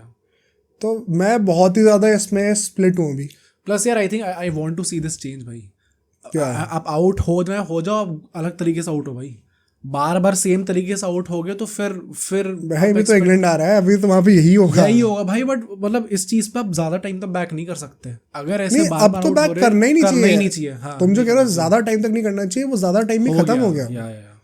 तो मेन अब इशू यहाँ पे ये आता है कि अगर हम दोनों को निकाल देंगे तो क्या हम लोग फिर वंस अगेन वही कह रहे हैं कि बुमराह, ऋषभ पंत जैसे लोग हमारे लीडरशिप के पार्ट होंगे। मतलब क्या फिर हम लोग अपनी नेक्स्ट WTC साइकिल एक तरीके से सैक्रिफाइस करने को रेडी हैं कि हम लोग शायद फाइनल में ना आए। वही ना, बट इसका फ्लिप आर्गुमेंट यही है कि क्या विराट कोहली वो रिटर्न्स दे भी रही है, हमें लग्जरी देने कहने की कि हम विराट कोहली को टीम में रखेंगे तो मतलब हम लोग सैक्रिफाइस नहीं कर रहे WTC के लिए। अभी अनफॉर्चुनेटली वो सवाल दोनों के ऊपर है। एंड विराट कोहली का मतलब क्लियरली वर्क एथिक पे कभी कोई प्रॉब्लम नहीं रहा, बट अगर वो सेम चीज़ जो प्रैक्टिस कर रहे अगर वो इम्प्लीमेंट नहीं हो पा रही मैच के अंदर, भाई we have to see some change. कुछ ना कुछ देखना पड़ेगा। अभी क्या है ये वर्क एथिक है, क्या है ये? आई थिंक अगर मेंटल टफनेस की बात करें, मेंटल ट्रेनिंग की बात करें, वो भी तो वर्क एथिक का पार्ट है। राइट। मतलब अब सिर्फ फिटनेस और वही तो थोड़ी वर्क एथिक होता है। बहुत टाइम हो चुका है इस चीज़ को होते हुए।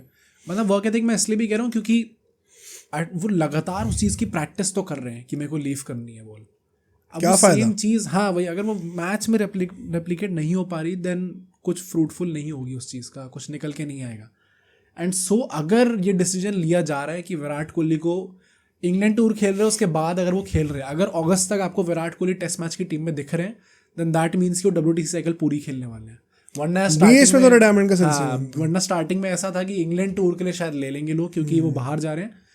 अगर होम सीरीज में भी विराट कोहली खेल रहे हैं देन दैट मीन्स कि वो अगली टेस्ट साइकिल का पार्ट होने वाले हैं। और अगर वो होने वाले हैं then we have to see some changes. कुछ ना कुछ अलग तरीके से आउट हो जाओ, क्योंकि सबको पता है आप में क्वालिटी तो है ही रन आप बना दोगे कुछ ना कुछ करके। बट ये अगर आगे चल के विराट कोहली जब तक रिटायर हो रहा है, अगर ये चीज़ होगी ना कि सबको पता है मैच स्टार्ट होने से पहले विराट कोहली को भी पता है कैसा आउट होने वाले हैं, जो 2014 में उन्होंने कहा था, बाकी ओपोनेंट को भी पता है कैसा आउट होना है, विराट कोहली कुछ नहीं कर सकते उसके लिए। वो पहले भी उस चीज़ को ओवरकम कर चुके हैं, होपफुली उस चीज़ को वापस ओवरकम कर पाते। क्या होना चाहिए आइडियली? यार आइडियली तो वही मैं कहूँगा, अगर आप नाम हटा दो, स्टैचर हटा दो, if he is just an Indian player, अब तक होते ही नहीं विराट कोहली टीम। नहीं, दोनों को नाम कंसिडर करते हुए अभी आगे इंडियन टीम को क्या डिसीजन लेना चाहिए? आई थिंक रोहित शर्मा को तो बहुत डिफिकल्ट लग रहा है मुझे। आई डोंट थिंक रोहित शर्मा होंगे। फिर कप्तानी का क्या सोल्यूशन है? फिर आप कोई बच्चा कप्तान बनाओगे, प्रॉब्ली बुमराह कप्तान नहीं होंगे। हाँ, बुमराह तो आई डोंट थिंक होना चाहिए यार बुमराह को। मतलब काफी लोग एक बात बता दूं, अगर रोहित शर्मा रिटायर होते हैं अभी सीरीज का तो बुमराह ही कप्तान होंगे पूरी अगली साइकिल के लिए। तो फिर उससे बड़ी बेवकूफ़ी नहीं करेगी इंडियन क्रिकेट टीम भाई। मतलब इतना परफेक्ट टाइम मिला आपको ऋषभ पंत को कप्तान बनाने पर ऋषभ पंत ने कितना प्रॉमिस दिखाया एज कैप्टन, वो भी तो फेयर आर्गुमेंट है ना। नहीं तो कैप्टन बनाओगे तभी तो इंडिया की सबसे बड़ी प्रॉब्लम यही है, they have failed to groom the next generation. हाँ, वाइस कैप्टन भी नहीं बनाया आपने ऋषभ पंत को इस टाइम पे। क्या चल रहा है? बुमराह बना रखा है आपने। मतलब बुमराह का तो बुमराह के साथ भाई मैं अभी हमने कहा कि सबसे बड़े मैच विनर है, हर कॉइन की दो साइड्स होती हैं. दूसरा साइड ये है कि वो बंदा at every second he is living on the edge. कभी भी बॉडी बोल सकती है क्योंकि बंदे का एक्शन ही ऐसा है. हाँ, प्लस अगर आपको पूरे मिड साइकिल में अगर आपको एकदम से अपना कप्तान चेंज करना पड़ गया, बहुत हॉरेंडस हो जाएगा भाई. कब ऋषभ पंत कप्तान बनाना पड़ेगा. तभी मुझे लगता है यार अगर आप किसी यंगस्टर में इन्वेस्ट करोगे इस टाइम पे तो परफेक्ट अपॉर्चुनिटी होगी. नहीं, इसीलिए मैं कहता हूँ गुड पॉइंट कि आई डोंट थिंक शायद बुमराह के पीछे ही जाए. इसीलिए मैं कहता हूँ कि रोहित शर्मा को जो लोग कह रहे हैं ना कि मेलबर्न से हटा दो, ये कर दो, वो कर दो, आपने बड़े हवों में आके ट्रेंड में चल रहा तो बोल तो दिया. इसके पीछे टीम इंडिया की रिसर्च क्या है फिर? कौन है बैकिंग, कौन है आंसर? बुमराह ने मैं once again I am saying Bumrah ने क्या जो पूरा भी हाई पे कप्तानी का वो उस एक टेस्ट मैच के ऊपर. 2 टेस्ट मैच उन्होंने कप्तानी करी है, उसमें से एक वो हारे हैं. आई डोंट रिमेंबर अगर बीच में और कप्तानी करी हो सकता है करी होगी, मुझे याद नहीं. आई थिंक 2 ही करी हैं टेस्ट मैचेस में. 2 ही तो मतलब आप बेसिकली एक मैच के बेसिस पे कह रहे हो. अनबिलीवेबल. एक बंदा अगर बुरी कप्तानी कर रहा है इसका मतलब ये नहीं कि आप दूसरे बंदे को कप्तान बना दोगे क्योंकि आपको ज़्यादा पोटेंशियल दिख रहा है. तो आप क्या ये अश्योर कर सकते हो वो बंदा हर मैच खेलेगा? नहीं, तो मत बनो. पैट कमिंस को कहना बड़ा आसान है, वो बंदा हर फॉर्मेट का हर मैच खेलता है ऑलमोस्ट, जब भी मैटर करता है. तो आई थिंक रोहित शर्मा का भी कह देना कि हाँ रिटायरमेंट हो जाना चाहिए भाई. वन सेकेंड, एक तो चीज़ मुझे ये भी लगती है कि मेरा एक साइड ऑफ द ब्रेन तो ये चाहता है कि दोनों से अब आगे बढ़ जाना चाहिए, और एक साइड ऑफ द ब्रेन ये भी कहता है कि दोनों को बैक भी करना चाहिए. क्योंकि मेन बात वही है कि मतलब ये just goes on to show कि एक एथलीट की लाइफ कितनी वो है भाई. अभी बंदा वर्ल्ड कप जीता था भाई, सब बदल गया. 6 महीने में क्या 2 महीने भाई. हाँ, अभी तक सब अच्छा चल रहा था. 2 महीने में आपको रिटायर करवाने की कगार पे आ गए हो. कितना अनप्रेडिक्टेबल है. तो मतलब यू हैव टू फील, मतलब अगर रोहित शर्मा भी रिटायरमेंट अनाउंस करेगा तो बहुत बुरा लगेगा. प्लस मेरा जो बुरा तो लेगा ही लेगा. एंड में मैं यही कहने वाला था जो मैंने पहले कहा था, मैं बाद में बोलूँगा. अगर वो टेस्ट से रिटायरमेंट हो रहे हैं, वो जो ओडीआई वाली चीज़ है, अगर 35 ओडीआई है तो शायद वो तब भी हो सकता है. बट कुछ ऐसा ना पूरे 24 में तो चलो 3 ही ओडीआई खेले हमने. वो एक्सेप्शन था. अच्छा ओके, 25-26 स्कोर मिला के 35 ओडीआई होने वाले हैं. चलो फिर तो बेटर है. और 27 में तो फिर वर्ल्ड कप ही है. हाँ ओडीआई का. हाँ राइट 27 तक थोड़ा हो सकता है फिर. ओडीआई में तो अभी दोनों पे कोई सवाल नहीं है. हाँ परफॉर्म भी तो करके दिया ही है दोनों ने अभी. हालांकि अभी चैंपियंस ट्रॉफी के बाद देखते हैं क्या होता है, क्योंकि वही भाई 2 महीने में चेंज हो जाता है. फिर से नैरेटिव बदलेगा 2 महीने में, बदलेगा. बट टेस्ट में पता नहीं भाई, मतलब अगर ये भी कह रहे हो कि रोहित शर्मा को हटा दो और कोहली को रख लो तो वो भी थोड़ा सवाल वाला. मतलब Rohit Sharma is going to be 40 by the time the next. पहले तो रोहित शर्मा रिटायर हो रहा है. WTC cycle comes. क्या मेरा बस वही पॉइंट है कि 38 में अभी हम उनकी परफॉर्मेंस देख रहे हैं. अगले 2 साल में जो भी हम हैंड आई कोऑर्डिनेशन कहते हैं वो और डिक्लाइन होने वाला है. फुटवर्क जो है उनका वो और डिक्लाइन होने वाला है. तो by the time the next WTC cycle comes, क्या रोहित शर्मा उस लेवल पे परफॉर्म कर पाएंगे? We don't know. Virat Kohli also. हाँ मतलब कोहली का वही है ना, मतलब it is more easy to recognise his problems, which is also more scary कि अगर आपके इतने सालों से एक ही प्रॉब्लम है. हाँ तो वो सिर्फ आप तुम कह रहे हो इजी टू रिकॉग्नाइज है, वो सिर्फ तुम्हारे लिए इजी टू रिकॉग्नाइज नहीं है, वो ओपोनेंट के लिए भी इजी टू रिकॉग्नाइज है. मतलब विराट कोहली पे अगर एज अ कोच पर्सपेक्टिव देखा जाए तो it is probably more easy to work on Virat Kohli. Rohit Sharma का थोड़ा वैसा है कि भाई ओवरऑल गेम टेस्ट का थोड़ा डिटोरिएट हो रहा है. पूरा गेम ही डिटोरिएट हो गया. यू डोंट नो कि किस बॉल पे रोहित शर्मा आउट हो सकते हैं. विराट कोहली ने अगर वो चीज़ ओवरकम कर ली तो देन अगेन वो जो अपने महान खिलाड़ी हैं उसी स्टैचर वापस आ जाएंगे. बट क्या वो होती हुई दिख रही है इस टाइम पे? पिछले 5 साल के हिसाब से नहीं. जैसे काफी सैड वो था कि अब उसकी एवरेज 47 कुछ की हो गई है भाई. काफी गिर गई भाई. करते पिछले 5 साल में उनकी टेस्ट एवरेज 32 समथिंग की है भाई. 47 तो बहुत हो गया यार. अगर ऐसे ही चलता रहा पता चला अगले 2 साल में 45 से भी नीचे आ गई. बहुत बुरा हो जाएगा. 45 से नीचे तो बहुत बुरा हो जाएगा. नहीं फिर वो है ना, फिर आपको एज अ टेस्ट ग्रेड देखना नहीं देख सकते आप. देख ही नहीं सकते उन्हें. राइट. बस सिर्फ 10,19 लोगों ने मारे हुए हैं तो सब नहीं टेस्ट ग्रेड में माने जाते हैं. तो है भाई. वो हाशिम आमला की भी आई थिंक एवरेज 9,000 से ज़्यादा थे ना उनकी भी. वो उनसे बेटर है शायद इस वक्त पे कोहली से. हाँ मतलब मैं कुछ बता था सेकंड वर्स थी. हाँ जैसे 2 लोग उनसे नीचे थे शायद. हाशिम आमला और आलिस्टर कुक नीचे थे उनसे. बट है बुरा हाल है भाई अभी. Let's see. I think SCG का जो टेस्ट होने वाला है सिडनी क्रिकेट ग्राउंड का 5th टेस्ट मैच, डेफिनेटली दोनों में से एक बंदे का तो लास्ट होने वाला है. अनलेस इंडिया जीत जाती है और WTC का चांस बनता है. In that case I don't think कि रोहित शर्मा को अनाउंस करना चाहिए फिर WTC फाइनल के बाद देखा जाएगा अगर क्वालिफाई कर जाए तो। बट मतलब वही है कि जून तक आ रही है, एक अनाउंसमेंट तो आ रही है। एंड विराट कोहली का भी मतलब भाई अब बहुत बहुत थे नाइस पे भाई बंदा। I think Virat Kohli is very fortunate right now to escape this whole conversation, मैं तो ये कहूँगा। मतलब एस्केप कहाँ ही कर रहा है तो है ही नहीं, आई थिंक अगर रोहित शर्मा रिटायर हो जाएंगे तो वो थोड़ी एयर कूल ऑफ हो जाएगी। राइट। एक बड़ा रिलीज अगर नहीं दिख गया ना, अश्विन का तो जो रिलीज हुआ है वो गुस्से में थोड़ा बहुत लोगों को छोड़ा है उन्होंने।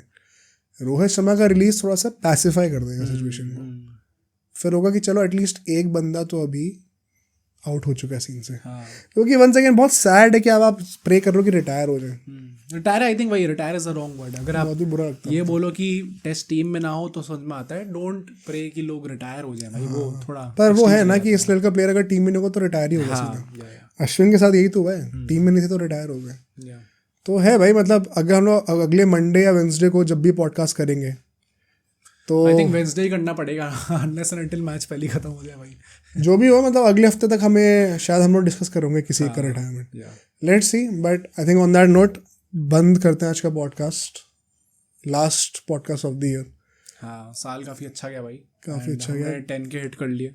हाँ, happy new year to everyone. अब उसके बाद नेक्स्ट पॉडकास्ट होगी हमारी वो 1 जनवरी को होगी। हाँ, पहले दिन पर आएगी। अच्छा, good way to start the new year. But hopefully आप इस साल भी हमें अपना प्यार दिखाते हैं। आप ये रेजोल्यूशन बनाइए अपनी लाइफ का कि हमें 500 के तक चाहिए। क्योंकि हमारा फायदा तो आपका फायदा। बट ठीक है यार, इस वीडियो को आप जरूर लाइक करना, इस चैनल को सब्सक्राइब करना, अपने दोस्तों में शेयर करना। एंड जो नेक्स्ट पॉडकास्ट होनी चाहिए आपको यहाँ पे दिख जाएगी, इसको भी जाकर देखिए और कमेंट करके बताइए आपको पॉडकास्ट कैसा लगा।